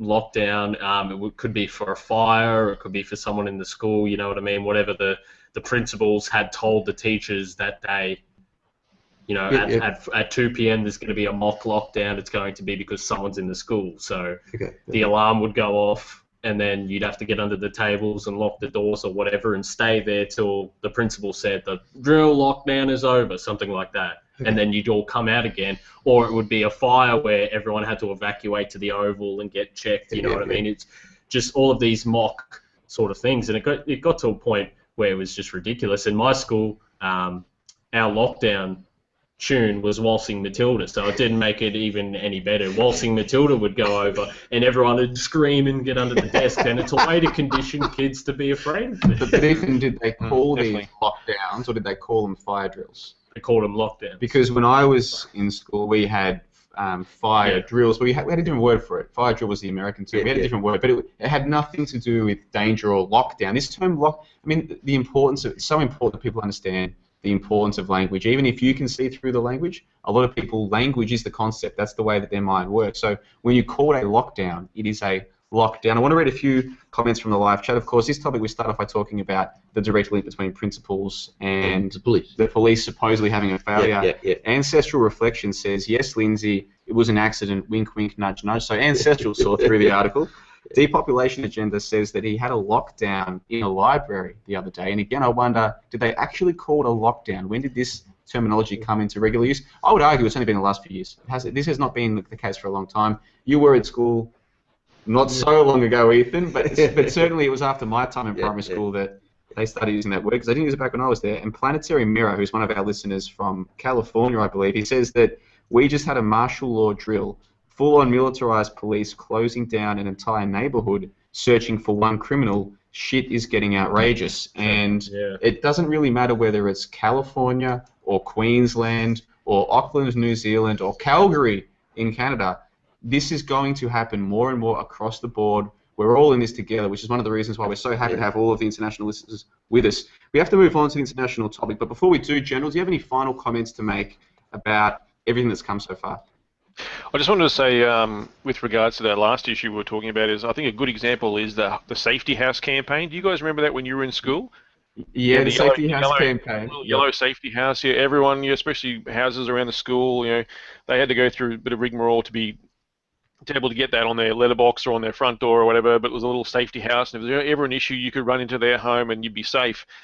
That ended, I think, maybe about 10 or 15 years ago. There's no longer any safety house thing pushed anymore. And like I said to Ethan in the comments just now, I said, you know, everyone's a pedophile now, so you can't be trusted to go into a stranger's home to be safe. You know, it's this whole fear. Again, it's this fear campaign. You know, you should be able to relate to people in the local area and you feel safe within their grounds. But you know, now there's this whole hype. Everyone's a pedophile. You know what I mean? Like, they're all coming to get you. What are you supposed to do? It's just perpetual fear campaign. They've managed to truly get most Australians, if not scared, then certainly apprehensive of the people around them.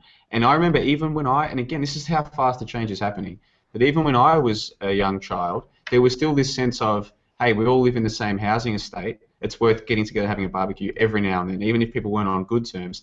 The children played together and the neighbours knew each other. And there was, you know, the natural, naturally some people are not going to like other families as much as others, but there was still this sense of we all knew each other. Whereas now when I go out to some of these outer suburb places, the kind of places that I grew up, there's none of that. It has changed in just 20 years, and I think so much of it has to do with this fear-based conditioning. And it's not just any groups that are telling us to be afraid of. It's across the board, but especially white males. Now, we don't have time to talk about that too much today, but I think this goes to the heart of the whole point. They need to be the most scared of the people who once upon a time were the people who were seen as leaders of their community. There's a coordinated campaign going on, and we'll talk more about that. You're a mind reader.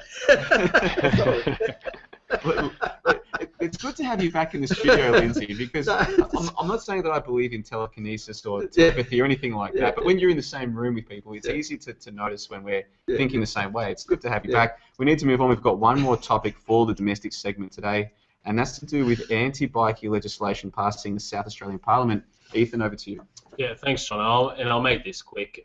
This is something that is fairly important because, again, we predicted this on the show, and just because of the nature of it passing. Now, I'll just read out an article in front of me from the ABC entitled "Anti-bikie legislation passes South Australian Parliament." This is from Thursday. Quote, 10 bikie clubs operating in South Australia are expected to be declared criminal organisations in a matter of days after controversial legislation passed the state's parliament. The bill passed the lower house this afternoon on Thursday. Members of clubs, including the Hells Angels and Mongols, will be banned from recruiting others and gathering in public under the legislation, as well as entering pubs and bars wearing their gang logos and colours. South Australian Attorney General John Rao, who is the one that wants to bring in the forced blood tests and whatnot, if you go to trttnews.com, you can find that. He expected the laws to be in place by early August, so not too long. Quote, "We take the threat of bikies very seriously," he said. "My expectation is that we would see a very swift change in behaviour of some of these groups. Where the gangs are commonly seen now, they won't be seen. The passage of laws was only possible after the Labor government reached a compromise with the Liberal opposition, scrapping plans to include 17 interstate and overseas gangs in the declarations. The government turned to Parliament rather than the courts to shut down bikie clubs after parts of its original bikie laws were struck down by the High Court in 2010. Not surprising because they're draconian as all. But South Australia Police welcomed passage of the legislation, saying it would help their efforts to disrupt and dismantle serious and organised crime groups. It said outlaw motorcycle gangs were now on notice and police would ensure the additional powers were used if necessary," end quote. Now, there's a couple of points to touch on here. One, if you go to youtube.com/TOTT News, you will see that I uploaded an audio excerpt from episode 7 of the Australian Roundtable Podcast where we pondered whether or not similar Vlad-type legislation would expand to other states. And as we've seen, you know, Johnno went through the New South Wales and Victoria. Now we can see that it's moving to South Australia. And two, I haven't read the legislation yet personally, so I can't exactly comment on the context of South Australia's new bill. But I know that in Queensland, there's absolutely no mention of bikies or motorcycle gangs or anything of the likes. In fact, all it does is victimise those who gather in groups of 3 or more, whilst not mentioning the biggest gangs of them all, government and police. Funny that. So, General, I'll throw it over to you first to see what you think, because you do live here in Queensland and you are quite familiar with the Vlad laws. I know you've touched on your website about some of the implications of this anti-bikie legislation here in Queensland. What are your thoughts on expanding to South Australia, rather, and just your general thoughts on it in general? Well, I think all of us probably saw that coming. Yeah, I mean, if you will probably agree that this was never going to just be a Queensland thing. I think we were probably the testing ground for this. This is probably going to be a nationwide thing before we know it. You know, within the next 10 years, we'll see this particular law imposed nationwide, almost a guarantee. And there's plenty of people who are up in arms about it, and it again was targeted at bikies, mainly by the mainstream media. Of course, they're the ones that trumped it up. I actually had the privilege of interviewing for an article on our website titled "All Tattooists to be Fingerprinted, Palm Printed, and Photographed for Government Database." I got to interview he was an admitted member of the Rebels bikie gang. His name was Angelo Garozzo. He runs a tattoo parlor up in Caloundra on the Sunshine Coast, and he was actually up in arms mainly about how the fact that this new law that came into place, the Tattoo Parlors Act of 2013, where they had to literally have they had to pay like $1,900 for a particular license, and this license came with things like I said, they had to be fingerprinted, palm printed, and photographed for this particular database. So, which is again another form of just tracking these people, because they're people who associate tattooists with bikies as well. Given the fact that there is a bit of truth to that, many of them do get into that sort of field, or they just sort of fall victim to that particular can't think of the word now, but when they group together with that sort of alignment of people. But Angelo was really interesting to interview. He was basically saying that he was furious about this particular law that had come in, which is called the Vicious Lawless Association Disestablishment Bill, which is the VLAD law. A lot of people can't even remember what the VLAD actually stands for, but that's what it stands for. And he pointed out when he was talking to me, I wrote in the article, it was about taking away people's rights. He said, he was furious about it, and he wasn't the only one. Every person who came into his shop spoke about the same thing, and everyone's getting pigeonholed into this particular thing. They're all getting picked on. Blokes that there's even YouTube videos out there. There's blokes not even wearing any bikie colours whatsoever, getting harassed by 3 or 4 police cars pulling them up at the petrol station. He's sitting there filming them, getting all their names and all that sort of stuff. So the blokes who weren't even bikers were getting targeted with this sort of thing and getting harassed. The way they trumped it up in the media was absolutely ridiculous. So it's another really good article I encourage people to check out on the website there. And I'll just quote one little thing in there at the bottom of the article here, which was actually a massive one that went around. It's over 6,000 shares on Facebook with this particular one. It says, according to Mr. Garozzo, only 0.4% of all crimes in Queensland are actually perpetrated by bikie gangs or gang members. He says, quote, "We're not all bad guys. Back in the day, we used to let people think that we were the meanest, toughest, baddest blokes around. We all liked that image. Now we're all grandfathers," he says, end quote. "It's important for all Australians to know their rights and familiarise themselves with these new laws being passed. There's a big misconception that the VLAD law is about bikies, when in fact the word bikie or even a motorcycle, like you said before, isn't even mentioned in the legislation itself, and it's irresponsible for the mainstream media to label it anti-bikie laws, when these laws set a dangerous precedent, and it's left wide open as to who the government may deem to be a criminal organisation. The ARP could be deemed a criminal organisation in future, boys, and we could all be in trouble. With the G20 coming to Brisbane, this was written prior to the G20, I said in November this year, the likelihood that groups present to protest the gathering of economic world leaders being added to this list could actually be very high. So that didn't happen, of course, which was good, because it was a bit of a fizzle, really, to be honest, in terms of the G20. But yeah, look, nationwide for sure. This will go extending from Queensland. You've got to say South Australia now. I dare say New South Wales will be next, I reckon. Yeah, and as we said on episode 7, that there's similar laws that have been in place in New South Wales and Victoria that are somewhere along the lines, but to see it go to South Australia now is just appalling. And I'm not here saying that there isn't criminal elements out there of bikie organisations that do partake in some of these things. What I'm saying is that they are being used as the boogeyman, as the guys. Before all of this ISIS propaganda started, before we started as we started the Australian Roundtable Podcast, is when Newman Hayter and all of the ISIS propaganda began. It was almost eerie how it coincided with us starting this show in opposition to the propaganda that we had there. But before that, bikies were the boogeymen in this state, and they introduced the VLAD laws here, which says that 3 or more people in a group of more that are associated with each other deemed suspicious, whether legal or illegal, can be rounded up and arrested, which can include protest groups, everything like this. It's a very broad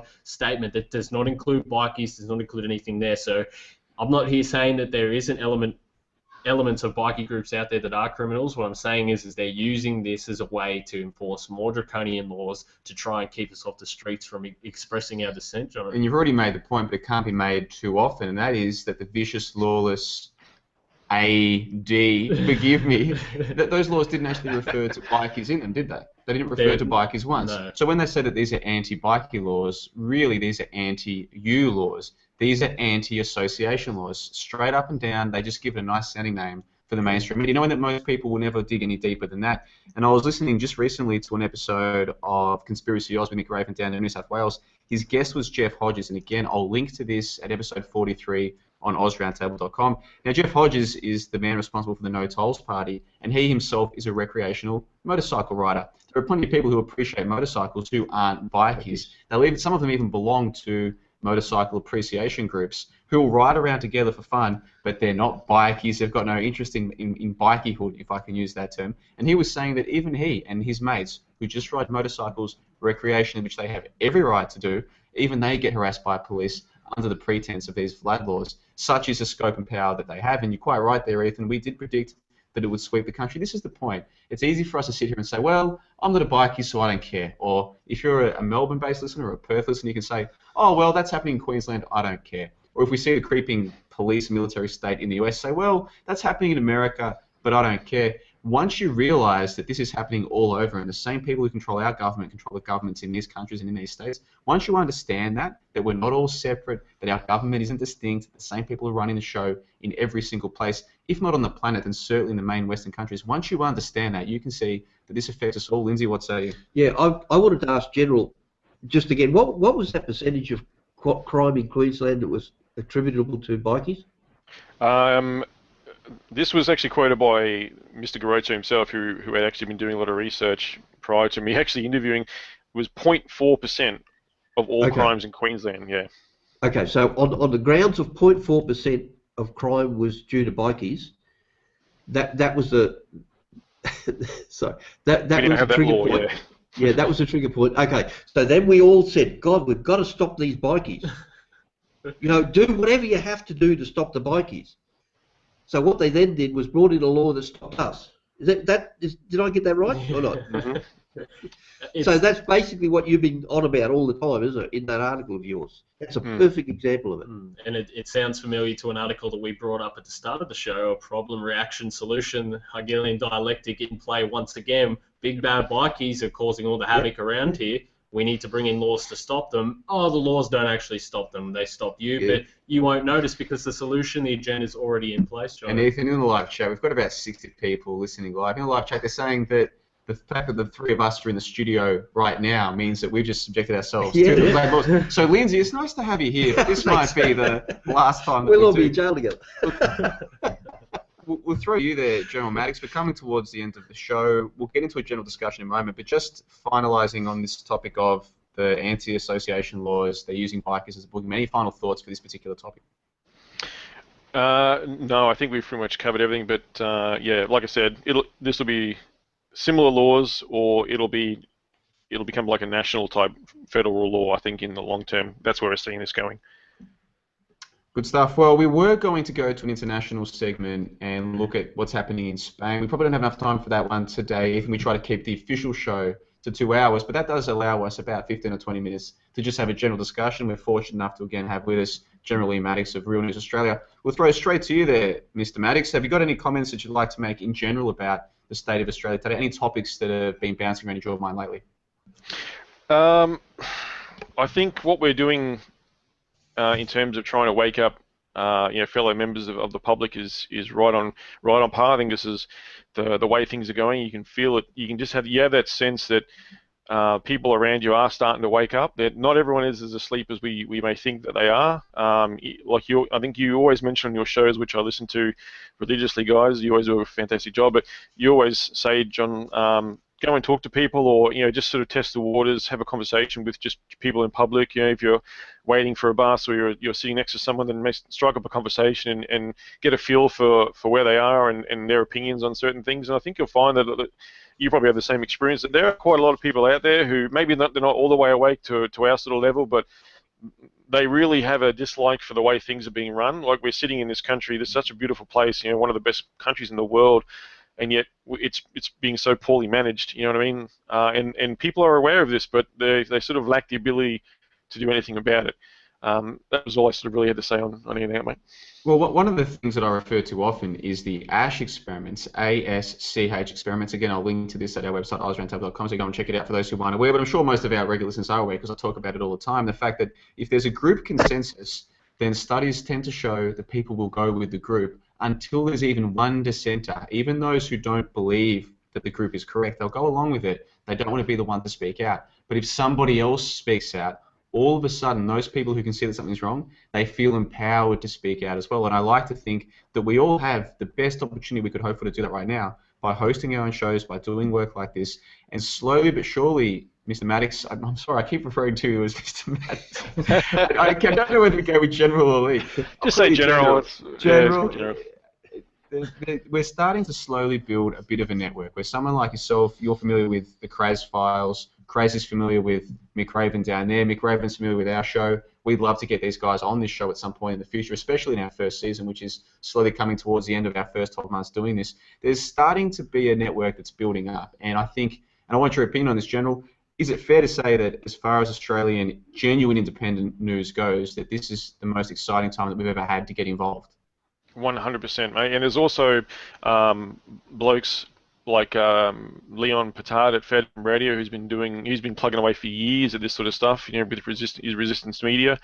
You've got Asia Pacific Perspective with Brock West, who's also doing a great job on his site. Mick Raven and the Kraz Files, Adam Crabb, they did the show together for many years, and then they sort of went their separate ways. And and then look at the type of guests that the Kraz Files guys are getting on their show. It's awesome. It's actually, no disrespect, but it's probably my favorite show of the week that I actually listen to. I love the guests that he gets on, and he just throws it out there. He just sends an email and goes, "We want to have you on," because people in the truth, I'll say the truth movement, but what I really mean is independent sort of groups like us. People, we love to get out there and talk to other people and get on their shows and spread the word and interconnect with each other. So if you want to start, people out there, if you're listening, start up your own and invite other folks on and reach out to people, no matter if they're on the other side of the world. Reach out, throw it out there, and you'll start reeling people in. These guys have a massive listenership on their podcasts as well. They do huge downloads, and that's because they put it out there. They try and get some great international guests on, and people are happy to come on for a chat. It's really good, and it's exciting to see.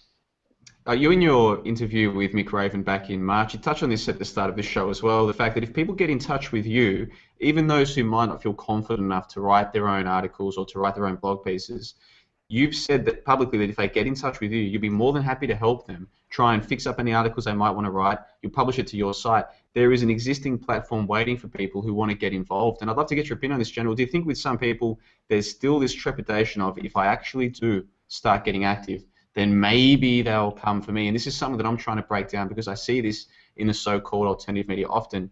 It's almost as though some of the leading figures in the alternative, and even the so-called independent outlets, it almost seems to be like they're trying to create or foster this sense of fear of, oh no, if they're coming for us all, you better be scared. You're lucky that I'm here telling you what's happening, because if you do it, you might get in trouble. And yet, my experience is you can speak openly, and we talk about some topics, even on this show, that are very controversial and potentially prosecutable, and yet in the time that I've been doing this show, I have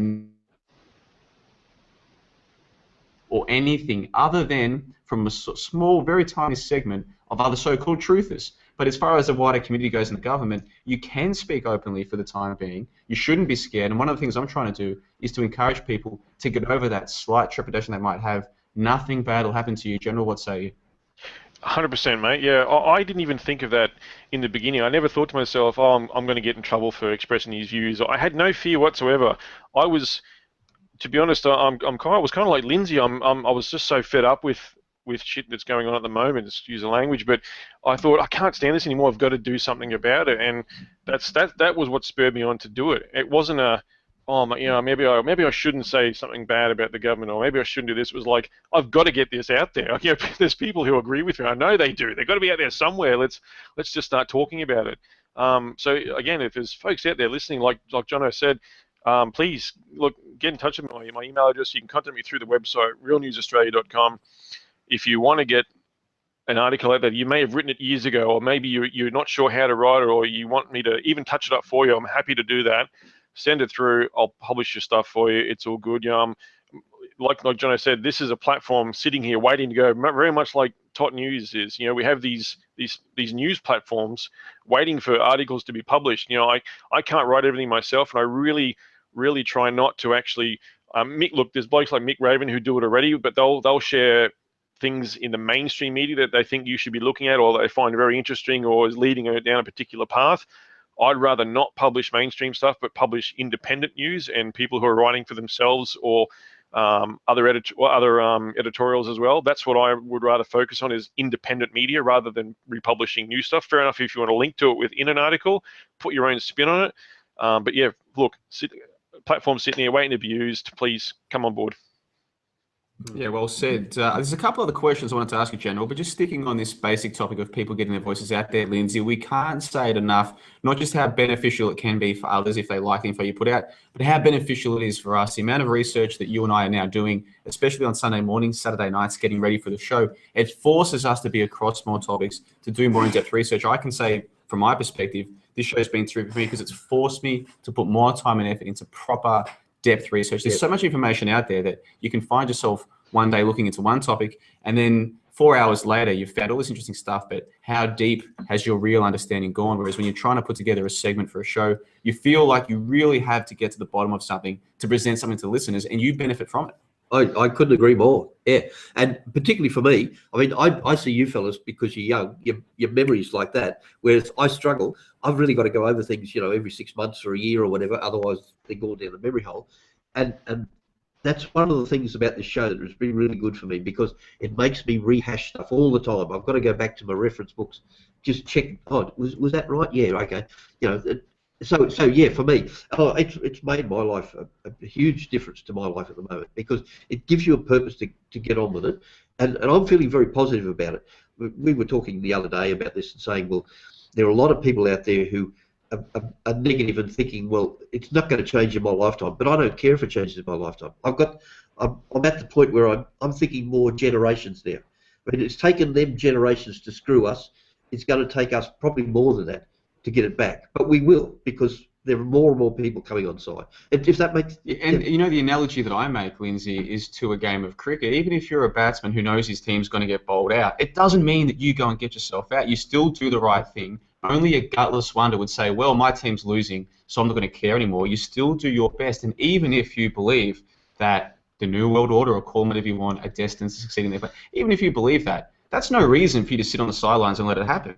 I mean, what kind of an attitude is that? I think the only way that you could have the attitude of, well, I think we're losing, so I'll do nothing, you could only have that attitude if they've truly drilled out of your mind the idea that you are more than just a human being on a spinning ball in a universe. You're something special, and there's more to this world. Now, I'm not going to say that there's a heaven or an afterlife or anything like that. People have to think, truly meditate on these topics, and ask themselves, do I really want to get to the end of my life and sit there, whether the good side has won or lost, and say, I sat on the sidelines. I knew better, and I had a platform that I could have used, and I even had a burgeoning community of people who would support me if I got in there, but I sat on the sidelines because I just didn't think our hopes were good. I mean, really, any kind of man with any kind of true manhood within him, any kind of real strength, will say, no, I know what's right and wrong. I have a chance to get out right and wrong, and I'm going to do, even if it's just a few hours a week, I'm going to do something to help the cause of good.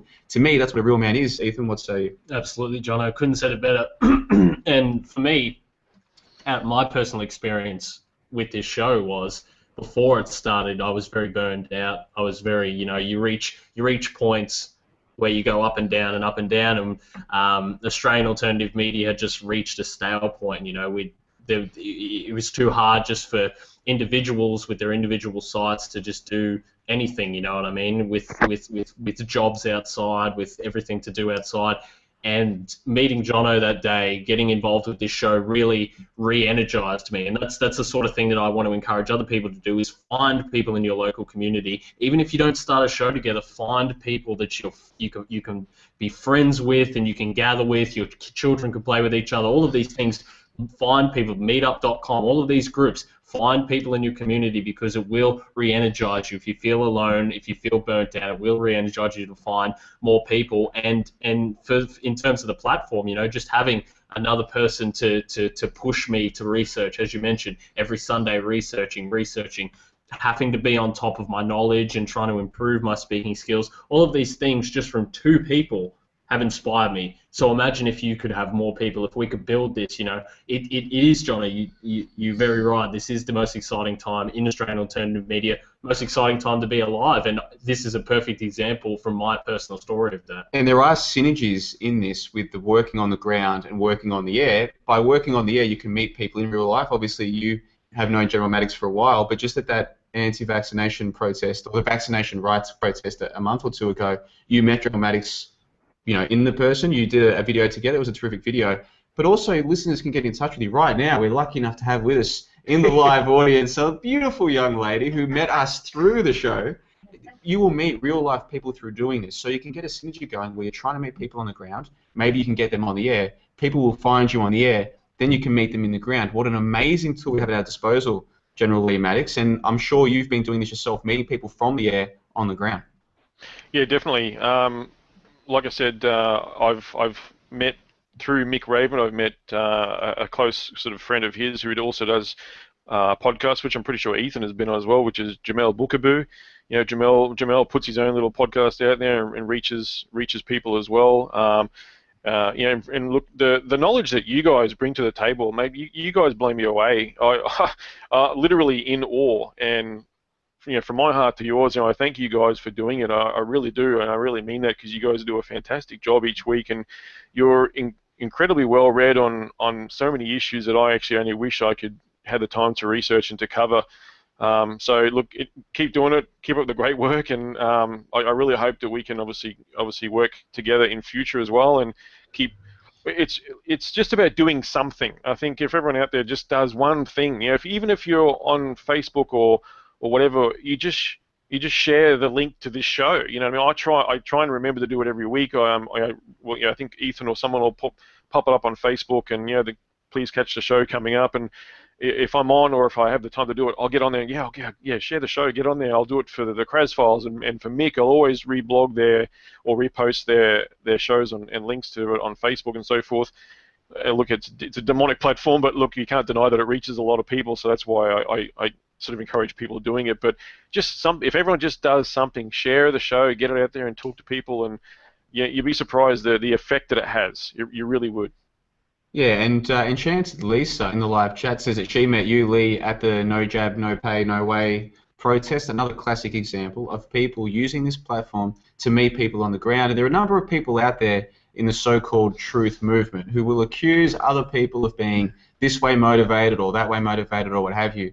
But we can see here in Australia, in southeast Queensland, there's 2 young men and a very wise old owl sitting around at a table. We've got with us a beautiful young lady in the live chat, and then we're chatting with Lee Maddox down there in Logan, not more than an hour's drive from us. Here are people who've met in the flesh, now they're doing a show on the air. This is what can happen, and I don't pretend that I'm some super talented person. Ethan, as brilliant as he is for someone of his age, he wouldn't pretend to be super talented. We're just people who decided we wanted to do something, and look what we've managed to do right now. Now, that doesn't mean that all the work that we do is going to be good, but the point is it doesn't have to be. All you have to do is try, and you'll improve. And if you go back and listen to our first episodes, no offense, Ethan, but we were fucking shit, man. We were terrible.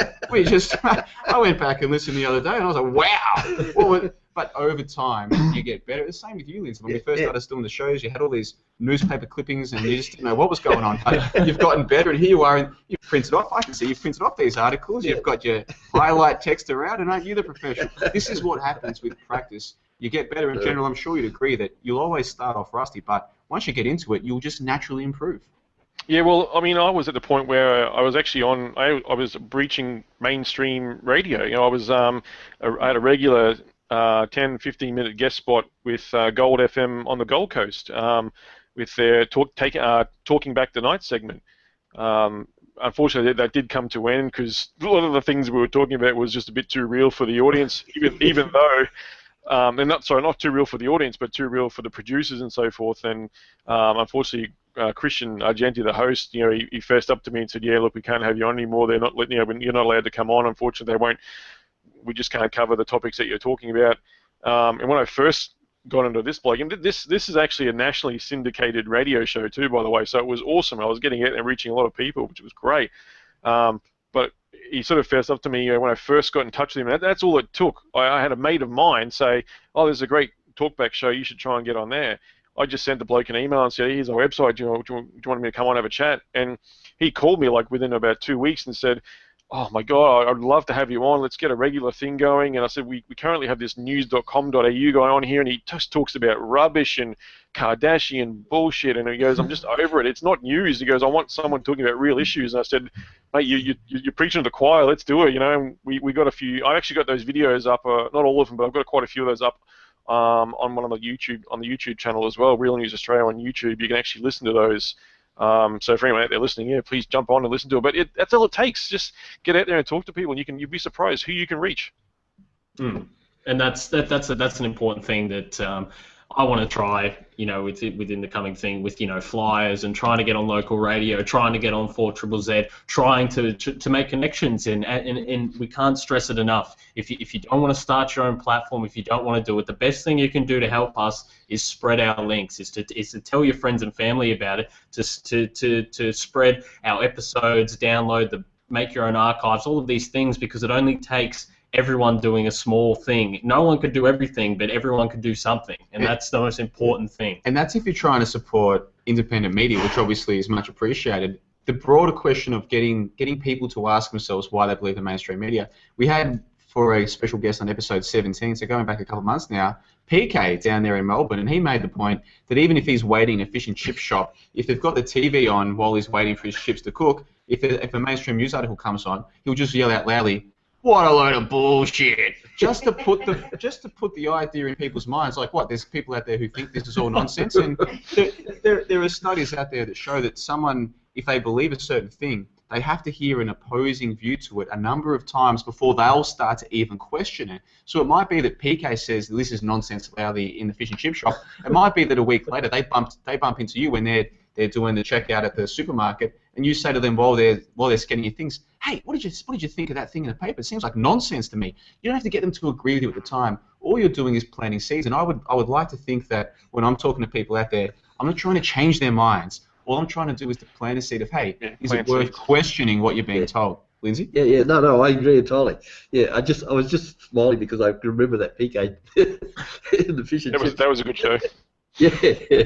Sorry, I got carried away with that. I'll give it to you, Ethan. Have you got a comment on that? Yeah, and that's what you try to do. I mean, I know right now we're not in the proverbial best sort of region right now. I know Johnno's got really tough when he does try to speak with people out here. I don't know how he does it. I live in St. Lucia, Brisbane, by the way, which is $1 million average property price.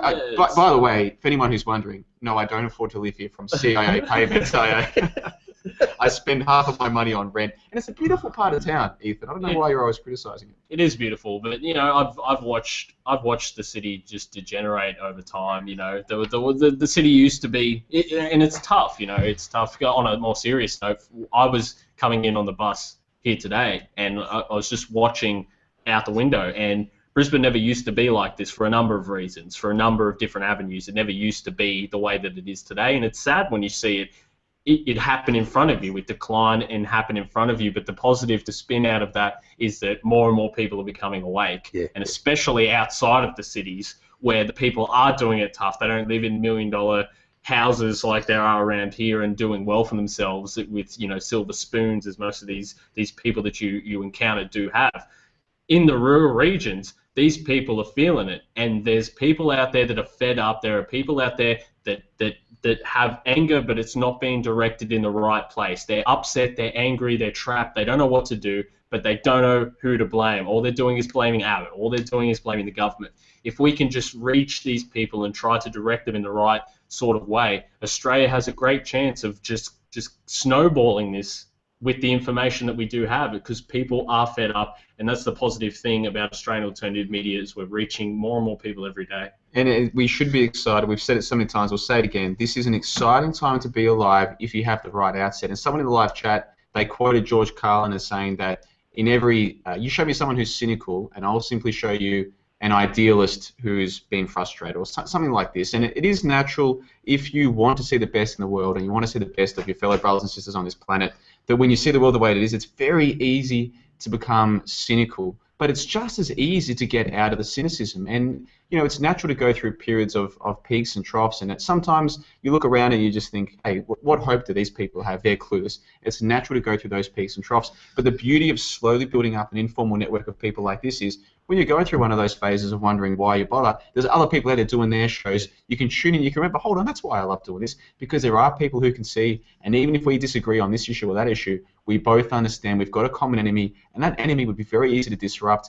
They rely on false information through their TV and their schools, and we can break that down, and that's exactly what we try and do in this show. And I think, generally, Maddox, if I can speak for you, that's one of the things you try and do on your show, is break down the false narratives of the mainstream media. Now, we're coming towards the end of the official show. We will have an after show, like we always do, so listeners stick around. But it is time for our final thoughts for episode 43 for the official upload. So we'll start with you there, Lindsay. It's great to have you back in the live studio. It's good to be back. Obviously, no one's told our friends at the Queensland Police because they haven't knocked on the door, so the three of us can sit here. Any final thoughts for episode 43? Okay, I've got, it's a bit off target, but I was boasting last week about how we lived in paradise because it was 26 degrees or whatever in the middle of winter, and it's the same today, isn't it, really? It's a beautiful day. But having said that, we had 2 earthquakes. I can't get over it. What's happened to paradise? Yeah, that was very strange. I saw that pop up. Yeah. So anyway, I felt the second one. Did you? Yeah, I felt it a little bit. It was just more of a thing that the media could go, yes, we can distract them even more. Adam Goods, Bishop, and the earthquakes, they'll never know anything that's happening ever again. We can spin this for weeks. But no, anyway, no, I'm really pleased to be back. I quite enjoyed the show today. I learn things all the time. This is what I like about it. Anyway, sorry, it probably sounds silly to you fellas, but it is. It's good. You remind me of things. Oh, right, I remember that now.